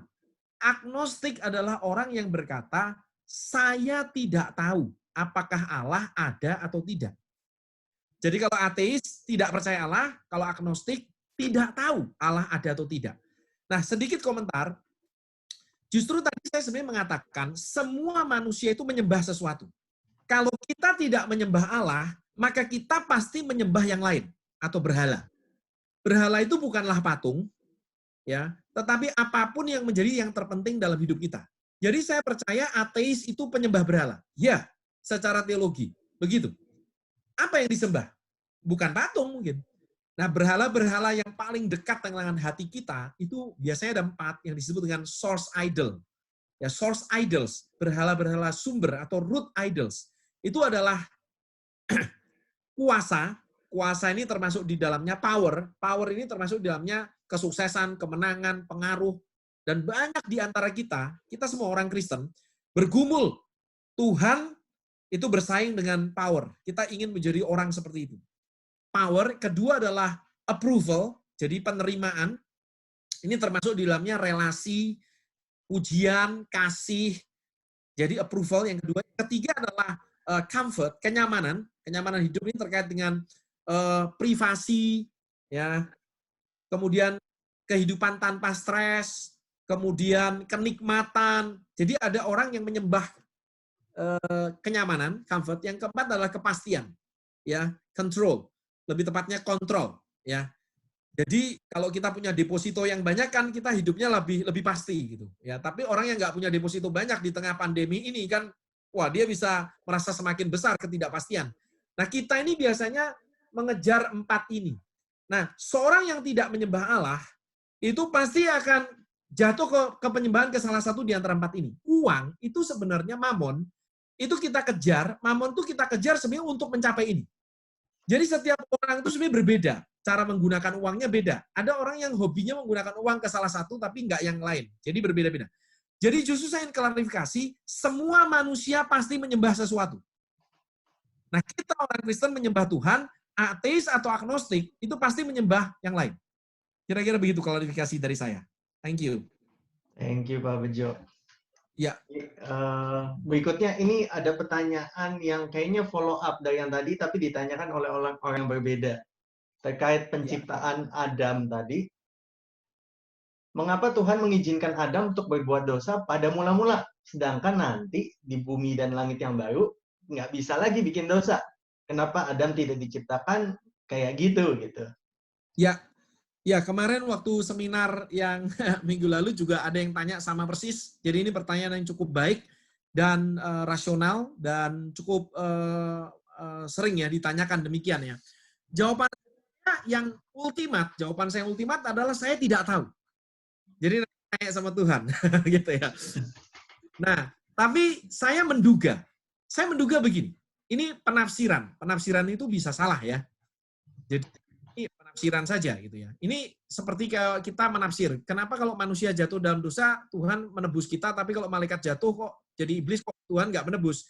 Ya kita main penafsiran, karena Alkitab nggak menjelaskannya dengan detail.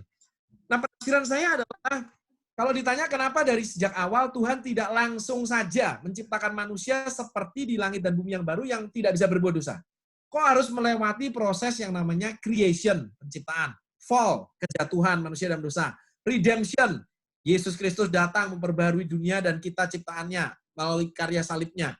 Baru consummation. Baru nanti kemudian akan ada langit dan bumi yang baru, semua disempurnakan di sana. Kok nggak langsung aja ke sana? Jawaban saya sebenarnya nggak tahu. Ya, karena itu urusan Allah. Jawaban yang paling jelas adalah itu hak-haknya Allah. Dia mau bikin cerita dunia ini seperti apa. Gitu ya. Nah, apakah Allah bisa langsung ke langit dan bumi yang baru? Menciptakan manusia seperti itu? Bisa dong. Jelas bisa. Kenapa tidak dilakukannya? Saya tidak tahu. Tapi saya menafsir, mungkin itu bisa proses panjang ini, ya.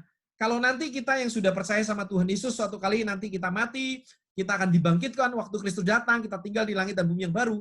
Nah, saya percaya di langit dan bumi yang baru, kita masih bisa mengingat masa lalu kita. kita masih bisa mengingat masa lalu kita di bumi. Karena kita adalah individu yang sama di langit dan bumi yang baru, dan saat ini kita individu yang sama walaupun tubuhnya berbeda. Ya, tubuhnya di sana ada tubuh yang berbeda, tubuh yang tidak bisa binasa. Nah, kalau kita misalnya berada di langit dan bumi yang baru dan kita pernah mengalami proses tinggal di dunia ini, saya pernah jauh dari Tuhan, menolak Tuhan dan hidup dalam dosa, lalu saya bertobat, lalu saya diselamatkan, diperbarui. Saya rasa nanti ketika saya di surga, di langit dan bumi yang baru khususnya, saya akan jauh lebih bersyukur. Saya akan bisa melihat ke belakang dan saya akan bersyukur sekali untuk proses ini. Tapi kalau saya langsung diciptakan di langit dan bumi yang baru, atau Allah langsung menciptakan saya tidak bisa berbuat dosa seperti di langit dan bumi yang baru, ya saya tidak akan punya kenangan proses itu. Dan saya pikir itu adalah jawaban tafsiran spekulatif saya. Itu spekulatif. Tidak ada di Alkitab, itu dugaan saja. Thank you. Thank you, Pak. Ya.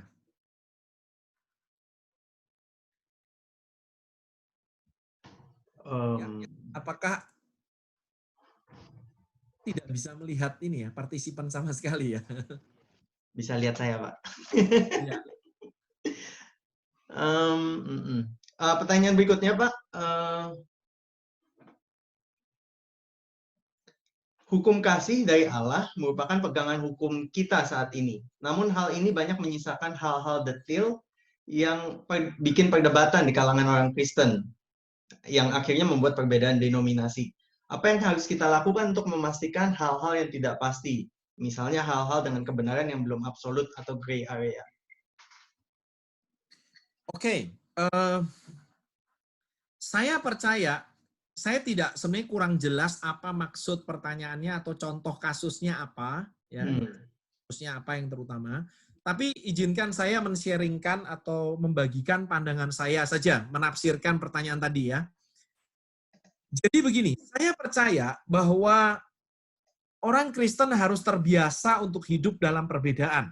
Bukan hanya perbedaan dengan orang bukan Kristen, tetapi juga perbedaan di antara sesama orang Kristen. Ya. Dan kita patut membedakan di antara denominasi-denominasi yang ada maupun perbedaan di antara sesama orang Kristen. Perbedaan kita itu harus masuk dalam dua kategori. Pertama adalah perbedaan yang prinsipil, atau yang disebut dengan cardinal doktrin, doktrin yang utama. Misalnya Allah Yesus adalah Tuhan, misalnya Alkitab adalah firman Allah. Ini doktrin yang utama. Jadi kalau kita berbeda dengan orang Kristen lainnya dalam urusan itu, ya kita menurut saya berhak untuk mengatakan orang yang menolak Allah Tritunggal, menolak Yesus Tuhan, tapi mengklaim diri Kristen, kita berhak untuk mengatakan orang seperti itu sesat. Tetapi ada area yang bukan prinsipil, tidak prinsipil. Tidak prinsipil atau lebih tepatnya non-kardinal, ya. Atau mungkin Anda lebih suka mengatakan sekunder. Tapi jangan salah paham, sekunder itu bukan berarti tidak penting. Saya tidak berkata ini tidak penting, ini penting. Tetapi kepentingannya tidak sama dengan Yesus Tuhan, Alkitab firman Allah, Allah Tritunggal. Itu jauh lebih penting. Itu benar-benar non-negotiable. Nah, yang kurang penting ini, kalau kita berbeda satu sama lain antar orang Kristen, menurut saya kita tidak boleh menyebut orang lain sesat. Lebih baik kita berdialog, berdiskusi, saling memaparkan pandangan, lebih generous, tapi kalau kita sangat yakin dengan pandangan kita boleh mengatakan, menurut saya pandanganmu salah. Tapi jangan pakai kata sesat untuk kategori ini, yang non-prinsipil atau yang sekunder ini. Contohnya apa? Ya misalnya baptisan itu harus selam atau tenggelam atau percik misalnya. Kemudian contoh lain apa? Perjamuan kudus misalnya, caranya seperti apa? Gitu kan ada gereja tertentu yang diputar pakai yang sama, cawan yang sama deh. Contoh lainnya apa? Misalnya isu-isu ibadah misalnya yang sering, apakah lagu itu harus kontemporer, hymn, apakah boleh mix blended gitu ya dengan yang yang antara hymn dengan yang kontemporer dicampur seperti apa? Nah, saya rasa kita harus lebih bermurah hati dalam urusan-urusan seperti ini. Ini worship ini ya, urusan apa ya? Liturgi gereja ini, waduh, di Indonesia, saya nggak tahu dengan Australia, itu menimbulkan perbedaan yang tajam sekali kadang-kadang. Tapi saya mau kasih cerita cepet nih ya, supaya kita tuh wawasan kita agak sedikit kebuka lah. Karena saya khawatir kita ini kalau terlalu kaku dalam hal-hal tertentu yang menurut saya lebih sekunder, nanti kita ini jadi kacau malahan. Saya barusan dari Bali, saudara-saudara. Pelayanan di Bali, di sebuah gereja yang ya dikatakan terbesar di Bali. Nah, saya didampingi oleh seorang sopir. Ini contoh saja. Sopir ini dulu Muslim. Lalu dia Kristen, udah bertobat. Saya tanya sama dia, gimana ceritanya? Wah, dia cerita sambil makan babi guling gitu ya waktu itu, berapa bulan yang lalu. Dan dia salah satunya intinya adalah dia punya bos Kristen, dia diajak ke gereja, dan dia karena Muslim, dia tanya waktu masuk gereja, boleh ini wudunya di mana nih? Karena dia harus cuci badannya dulu gitu ya. Oh, dia bilang, nggak usah, masuk aja. Nah, dia kaget katanya waktu masuk gereja. Dia kaget karena ibadahnya pakai musik dangdut. Saya juga kaget waktu itu. Maksudnya apa dangdut? Dia bilang, iramanya dangdut, Pak. Terus saya tanya, lagu apa? Itu loh, Pak. Dari terbitnya matahari, dan seterusnya itulah. Ya, jadi saya nggak tahu, saya kan bukan ahli musik. Jadi, iramanya kayak dangdut. Terus dia kaget. Dia bilang, ini kok enak juga ya beribadah sambil menikmati dangdut, dan lagunya untuk Tuhan. Saya kok selama ini kalau beribadah kok kering, datar, membosankan. Tapi begitu saya masuk gereja yang iramanya dangdut waktunya, wah saya merasa at home. Dan kemudian saya akhirnya mendengarkan firman Tuhan, saya menikmati pujiannya, saya jadi Kristen dan saya sudah dibaptis sekarang pelayanan. Terus saya tanya, loh maksudnya jadi irama dangdut itu membuat Anda negatif terhadap gereja atau positif? Awalnya saya agak bingung. Positif, Pak, karena saya merasa justru ini cocok dengan saya. Saya merasa inilah budaya saya. Dan gereja yang selama ini saya anggap asing, karena saya Muslim, ternyata nggak asing-asing amat. Ternyata saya bisa connect. Nah, sorry nih ya, saya tidak ingin masuk ke dalam perdebatan musik, tapi saya ingin kasih cerita ini, cuma salah satu cerita dari cerita-cerita yang banyak, supaya kita ini bisa membedakan antara isu yang utama, Alkitab firman Allah, Tritunggal, Yesus Tuhan, keselamatan melalui iman dan anugerah, dengan isu yang lebih sekunder yang kita tuh, yuk kalau kita punya pandangan boleh, kita tetap pada pandangan kita boleh, tapi kita tuh jangan nyesat-nyesatin orang, karena kita harus dengerin dulu pendapat mereka, kenapa mereka melakukan pandangan atau praktek-praktek seperti itu, dan kita berdialog saja. Jadi kita harus lebih beranugerah dan bermurah hati kepada orang yang berbeda pandangan dengan kita, khususnya isu sekunder. Itu poin saya. Thank you. Thank you, Pak. Iya. Ini ada satu ibu yang mau nanya langsung. Saya tadi lupa ngasih tahu kalau mau nanya langsung, pertanyaannya langsung ya, Ibu. Jadi jangan bertele-tele. Sorry, Pak Sabian, saya kok tidak bisa melihat sama sekali ya peserta. Kenapa ya? Oh, emang nggak bisa, Pak? Oh, emang nggak bisa? Oke. Emang nggak bisa, Pak. Ya udah. Okay. Jadi saya kayak ngomong sendiri nih dari tadi. Iya. Ini banyak kok, ada 160 orang, Pak. Iya. Oke. Iya. Ibu Tresia, silakan langsung to the point ya, Bu, pertanyaannya. Masih di mute itu, harus di unmute. Dibantu unmute aja. Kak Iso. Oke. Oh, iya. Dengar nggak Pak suara saya? Oh ya, dengar Ibu. Nah, saya mau tanya, itu pandemi itu, apakah salah satu dari nubuatan Tuhan sejak zaman dulu untuk akhir zaman ini? Oke. Baik, mungkin jawaban cepat saya begini. Saya pertama-tama harus mengakui saya bukan orang yang mendalami doktrin akhir zaman. Jadi saya terbatas, saya bukan orang yang mengerti semuanya tentang Alkitab dan tidak mendalami semua isu. Oke? Itu klarifikasi di depan.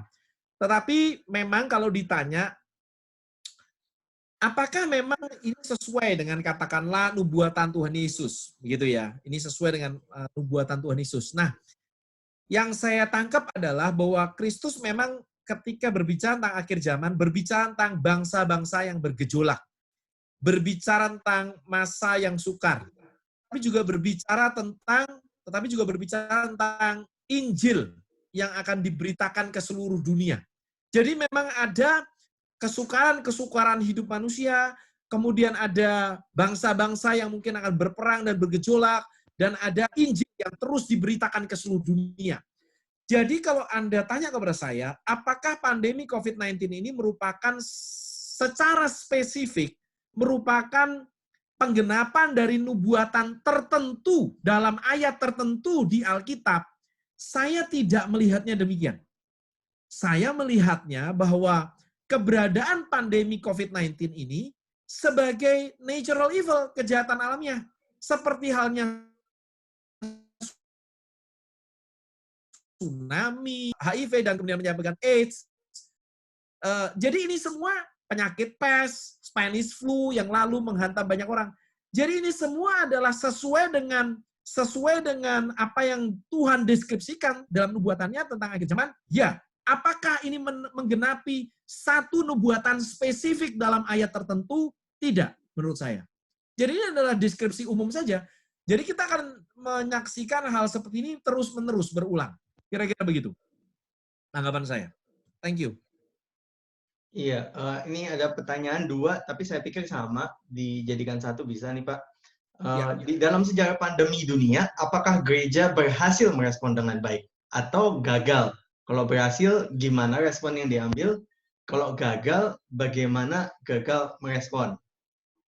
Secara cepat, saya hanya membaca beberapa artikel pendek tentang hal ini, ya.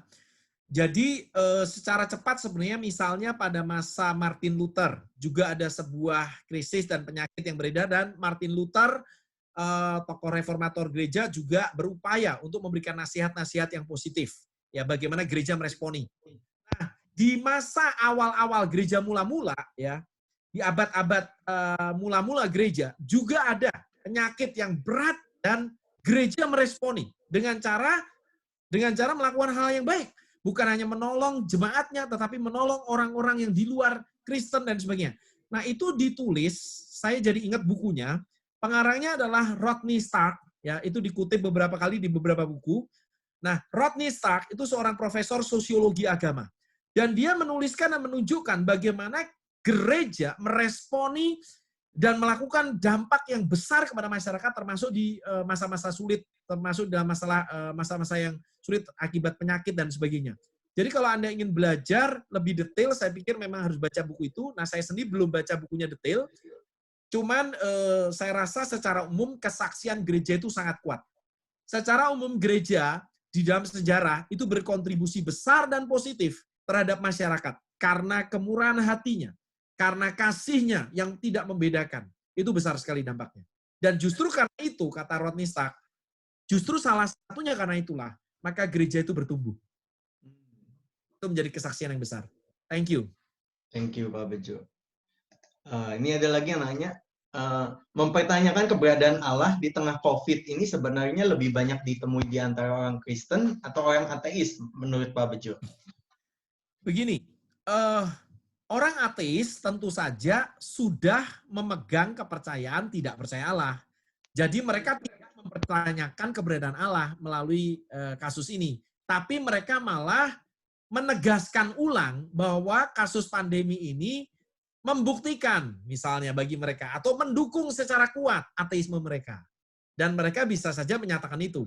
Tetapi kalau orang Kristen, apakah ada orang Kristen yang mempertanyakan keberadaan Allah oleh karena pandemi ini? Jawaban saya, jelas ada. Kalau kita sampai nggak pernah ketemu, kita kurang pergaulan. Jadi kita harus bergaul dengan banyak orang Kristen. Nah, kita harus lihat bahwa orang Kristen di dunia ini 2,2 miliar. 2,2 miliar orang Kristen. Dan yang disebut dengan Kristen tentu saja 2,2 miliar itu Kristen nominal, ngaku Kristen. Ya, ngaku Kristen. Apakah dia sungguh-sungguh? Kita tidak tahu. Nah, di antara orang yang ngaku Kristen, mungkin ke gereja tapi belum lahir baru, apakah ada yang meragukan keberadaan Allah karena kasus ini? Tentu ada. Nah, sekarang bagaimana dengan orang yang sudah sungguh-sungguh lahir baru, sudah Kristen sungguh-sungguh, terima Yesus dan bertumbuh? Ada nggak? Ada. Karena mereka orang-orang yang mungkin intelek, jujur. Dan mereka merasa ini perlu dijawab. Saya tidak mengatakan yang tidak meragukan, tidak intelek. Yang tidak meragukan banyak yang intelek juga, tapi punya alasan yang kuat untuk tidak meragukan. Dan menurut saya, kita harus murah hati kepada orang yang ragu-ragu. Kenapa kok begitu?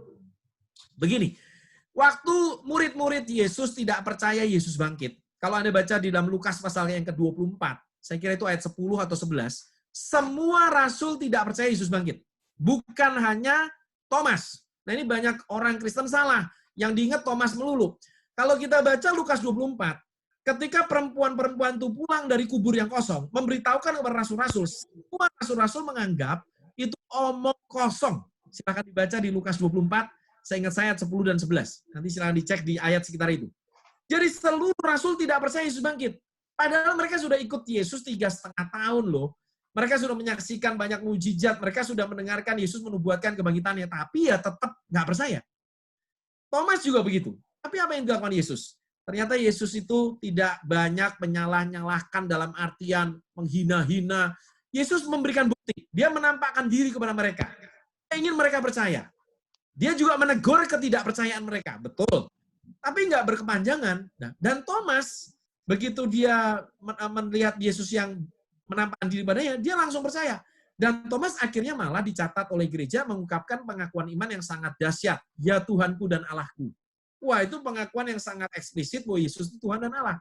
Dan menurut sejarah gereja, Thomas akhirnya melayani dan sampai mati martir. Jadi kita ingat dari situ, orang yang pernah meragukan Tuhan, itu nggak boleh kita anggap remeh atau kita hina kalau ada orang meragukan Tuhan. Karena para rasul aja meragukan Tuhan. Yohanes Pembaptis ketika masuk dalam penjara, malah kirim utusan kepada Tuhan Yesus. Tanyakan, apakah dia atau orang lain yang harus kita tunggu, Mesias itu.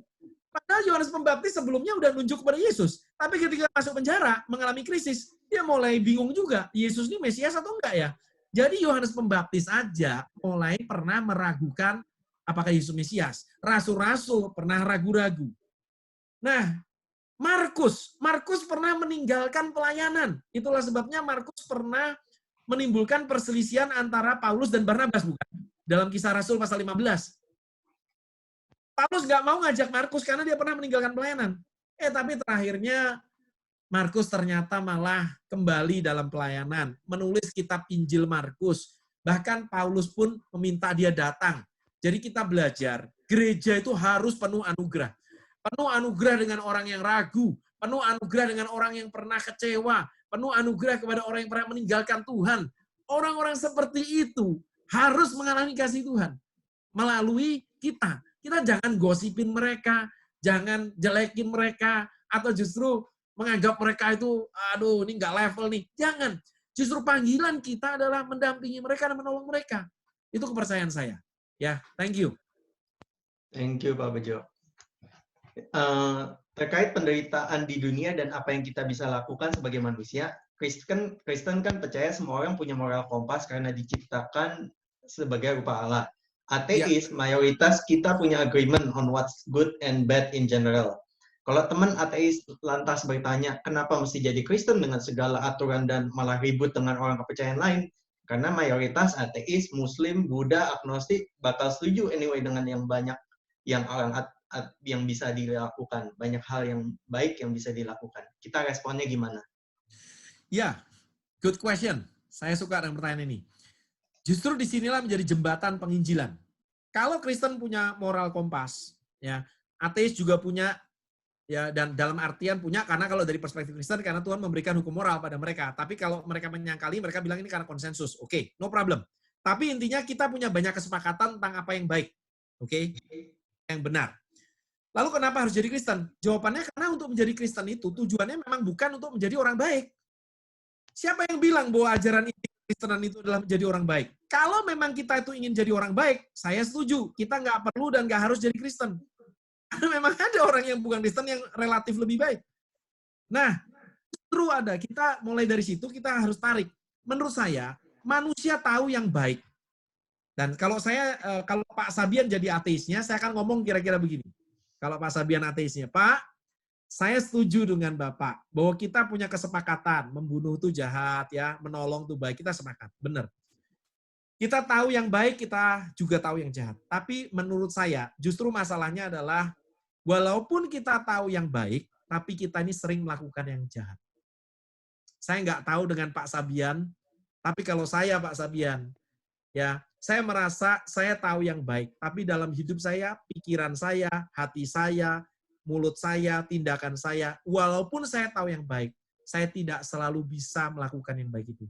Malah, saya sering melakukan yang jahat. Walaupun saya tahu yang baik. Saya nggak tahu Pak Sabian mungkin ateis yang baik ya, jadi nggak pernah mengalami itu. Mungkin Pak Sabian terus-menerus berbuat baik dan selalu konsisten. Mungkin begitu. Iya, begitu. Ya, tapi silahkan digumulkan ya Pak Sabian. Justru percaya kalau kita jujur, kita ini seringkali nggak konsisten. Kita tahu yang baik benar, kita justru seringkali melanggarnya. Nah, disitulah saya akhirnya menyadari bahwa saya orang berdosa. Saya dibelenggu oleh natur saya yang jahat, ya. Jadi bukan pengetahuan saya yang akhirnya menentukan perilaku saya, pengetahuan yang baik dan jahat. Tapi hati saya ini memang lebih condong kepada hal-hal yang duniawi, kepada hal-hal yang buruk. Itu harus saya akui. Nah, ketika saya menyadari itu, saya memerlukan perubahan hati. Dan itu tidak bisa saya lakukan dengan kekuatan saya. Nah, saya bersyukur Tuhan datang ke dalam dunia, mati menggantikan saya di atas kayu salib. Dan dia mengasihi saya orang berdosa seperti ini. Dan dia menggantikan saya sehingga saya tidak perlu dihukum. Sehingga saya tahu bahwa sekarang saya diselamatkan oleh kasih karunia. Dan oleh karena itu, oleh karena kabar baik itu, maka saya dimampukan untuk berbuat baik. Saya sampai hari ini tidak sempurna, masih bisa berbuat salah. Tapi sejak saya menerima Kristus, karena Kristus telah menderita dan mati buat saya, maka saya dimampukan untuk meninggalkan kejahatan saya. Karena saya tahu saya sudah diampuni. Masa saya akan terus-menerus hidup di dalam dosa? Dan Roh Kudus memampukan saya. Jadi saya akan mengarahkan pembicaraan ke arah sana. Thank you. Thank you, Pak. Langsung masuk penginjilan gitu ya. Ya. Ini ada yang mau ngomong langsung nih, Pak. Silakan, Baik. Marcel, di-unmute. Selamat malam. Saya mau tanya dulu, tapi sebelum itu saya mau mastiin dulu poin yang tadi Bapak bilang bahwa kita nggak bisa dibilang bahwa kita adalah binatang yang termodifikasi karena binatang itu memiliki insting survival.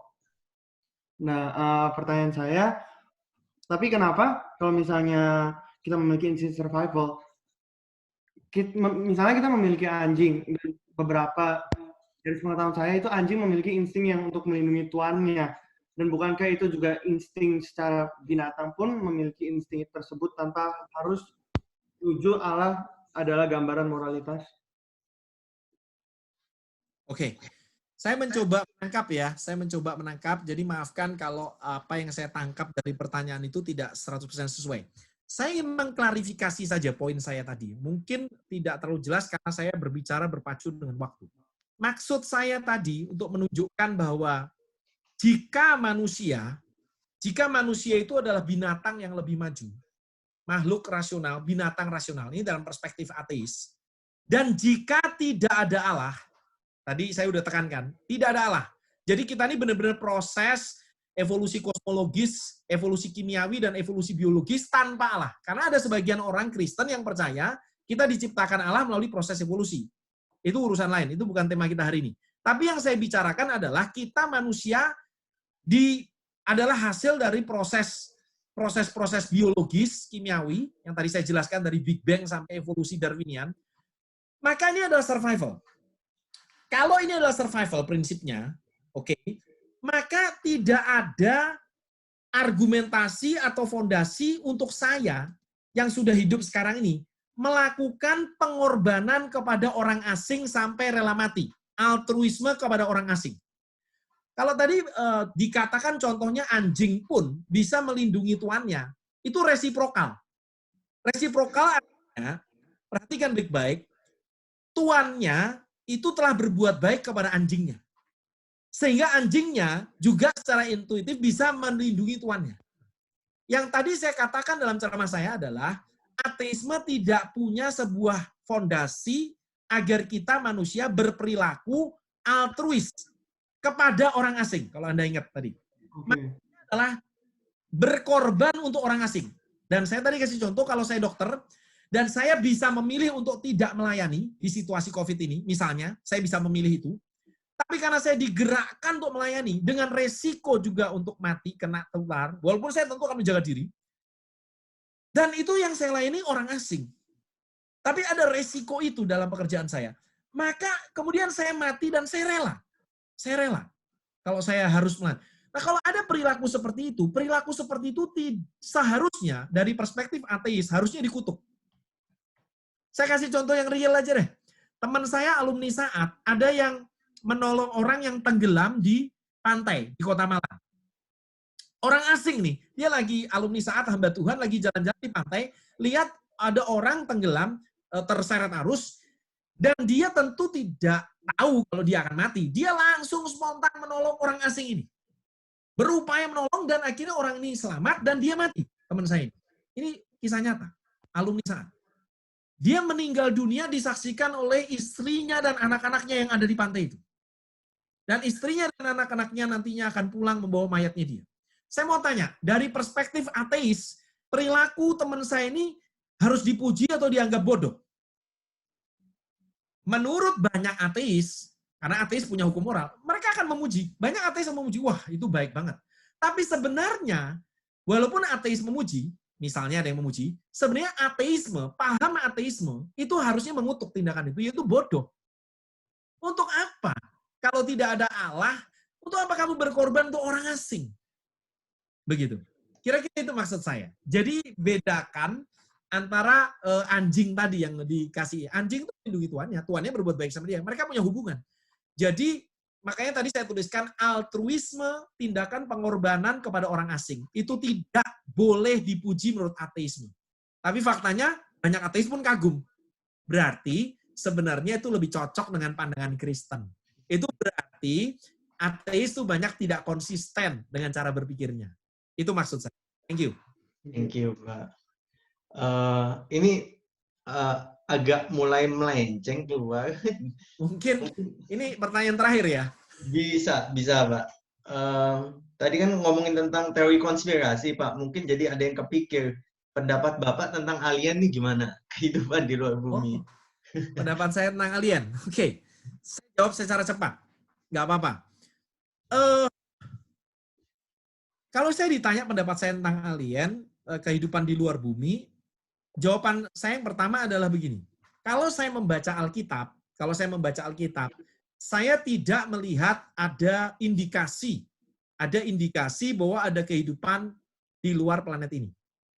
Ini yang pertama, komentar pertama. Kedua, tetapi kalaupun ada, misalnya suatu saat ditemukan nih, ada kehidupan di luar planet ini, saya juga tidak masalah dan nggak keberatan, dan iman Kristen saya nggak goncang sama sekali. Oke, kenapa kalau begitu? Karena mungkin saja di Alkitab tidak dituliskan atau tidak dibicarakan, karena Alkitab memang diwahyukan untuk kita manusia di planet bumi, sehingga tidak membicarakan kehidupan di planet lain. Itu pertama. Kedua, keberadaan makhluk hidup di planet lain itu tentu tidak membuktikan bahwa kekristenan salah atau Allah tidak ada.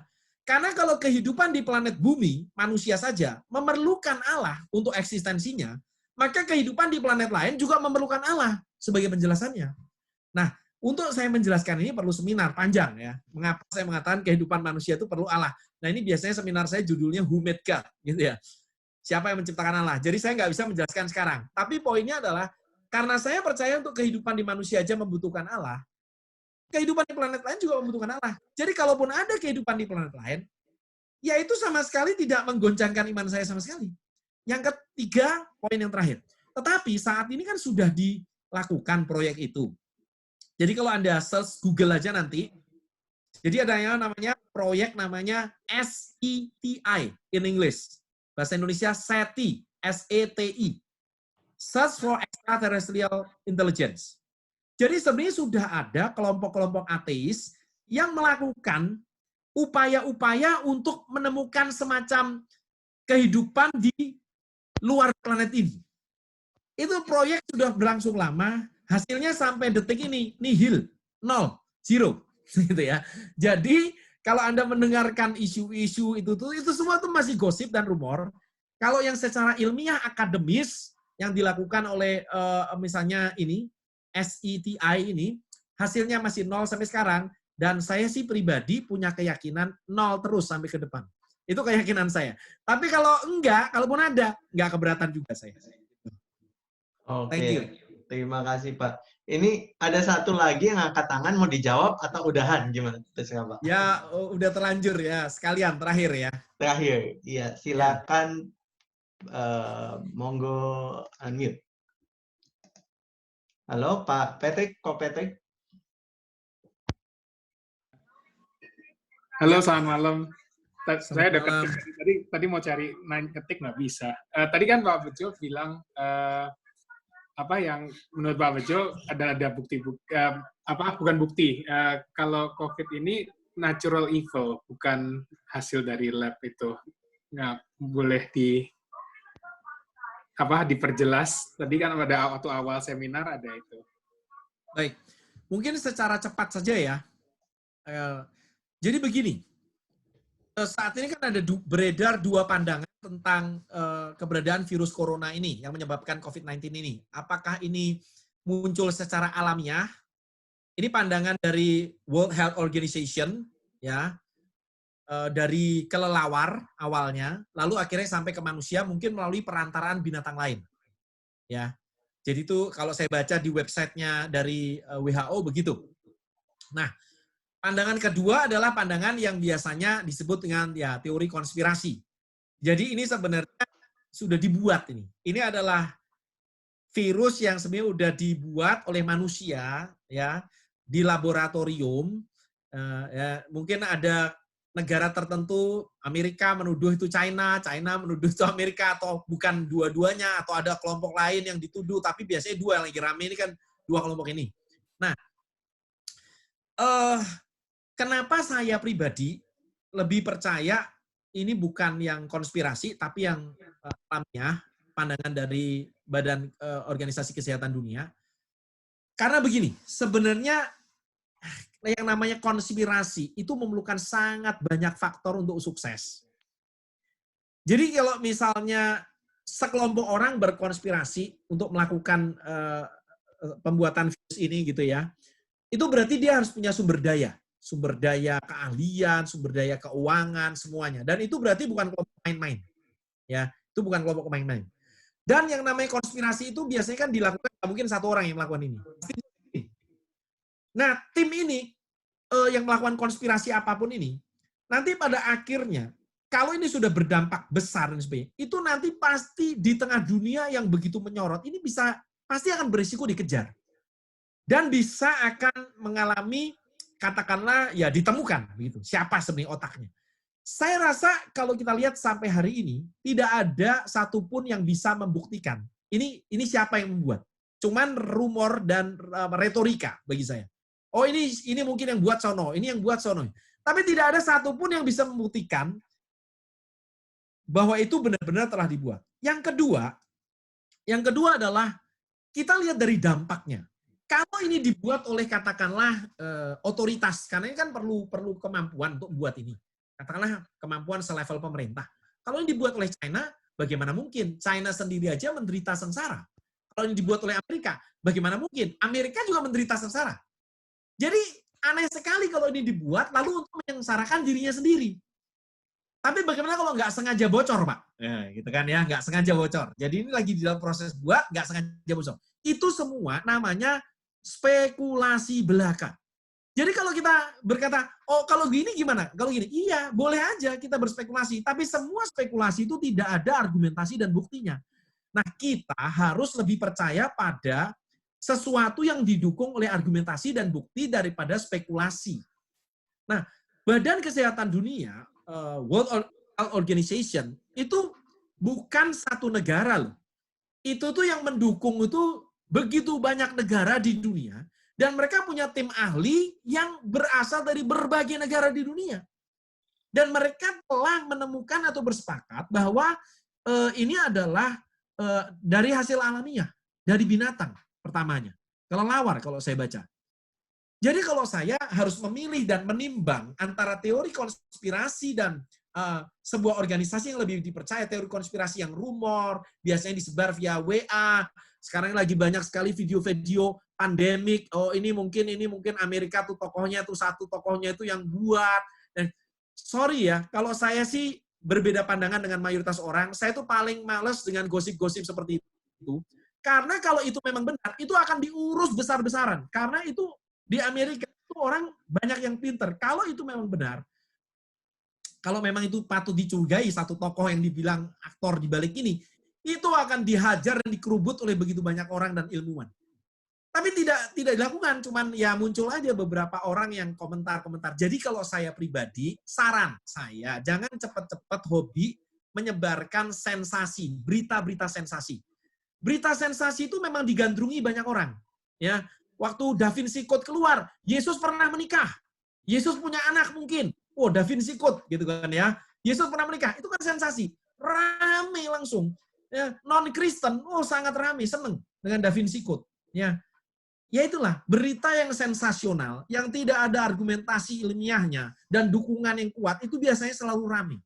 Kita jangan ikut-ikutan. Kalau menurut saya, kita kalau nggak ngerti, ilmu kita belum sampai ke ranah sana, ya ilmu kita belum sampai ranah. Jangan mudah mempercayai video yang disebar orang kepada kita. Dan kalau kita sudah melakukannya, saran saya sih bertobatlah. Jangan suka kirim-kirim ke orang sesuatu yang kita belum pasti kebenarannya. Karena kalau kita salah, kalau yang kita kirim itu salah, kita telah turut menyebarkan hoax secara tak sengaja. Jadi saya paling tidak mau mengirimkan ke orang yang belum pasti. Kadang-kadang saya pun bisa salah. Pernah salah, pernah. Belum lama ini Ravi Zacharias dibilang udah mati, benar belum mati. udah di beredar di ini Ravi Zacharias. Dan saudara perhatikan, ini kita ini benar-benar sangat hobi dengan berita yang heboh, yang sensasional, dan kita ini perlu bertobat dari habit itu. Itu pandangan saya. Thank you. Oke, ya terima kasih Pak Bejo, terima kasih juga Bapak Ibu yang sudah setia sampai sekarang. Jika Allah Maha Baik, mengapa ada penderitaan? Tampaknya kontradiksi, tapi setelah penjelasan tadi jelas, paradoks Bapak Ibu. Kelihatannya nggak sinkron, tapi sebenarnya bisa dijelaskan. Bersyukur untuk kehadiran Pak Bejo, saya serahkan ke Pak Joni. Ya, sekali lagi terima kasih Pak Bejoli. Kami sangat diberkati malam ini. Sama-sama, Dan untuk para peserta, saya yakin kita semua diberkati. Mari kita melanjutkan sesi yang berikutnya. Nanti tanggal 20 itu jam 7 waktu Sydney. Hari apa ya, atau Pak? hari Rabu. Hari Rabu tanggal 20 kita masuk sesi kedua. Mohon nanti bisa diklik lagi pendaftarannya itu supaya saudara bisa dapatkan.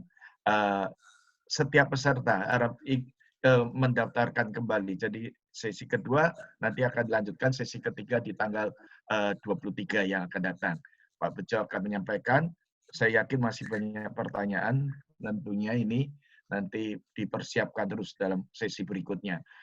Bapak Ibu, selamat malam. Nanti malam sudah larut, besok pagi kita beribadah bersama.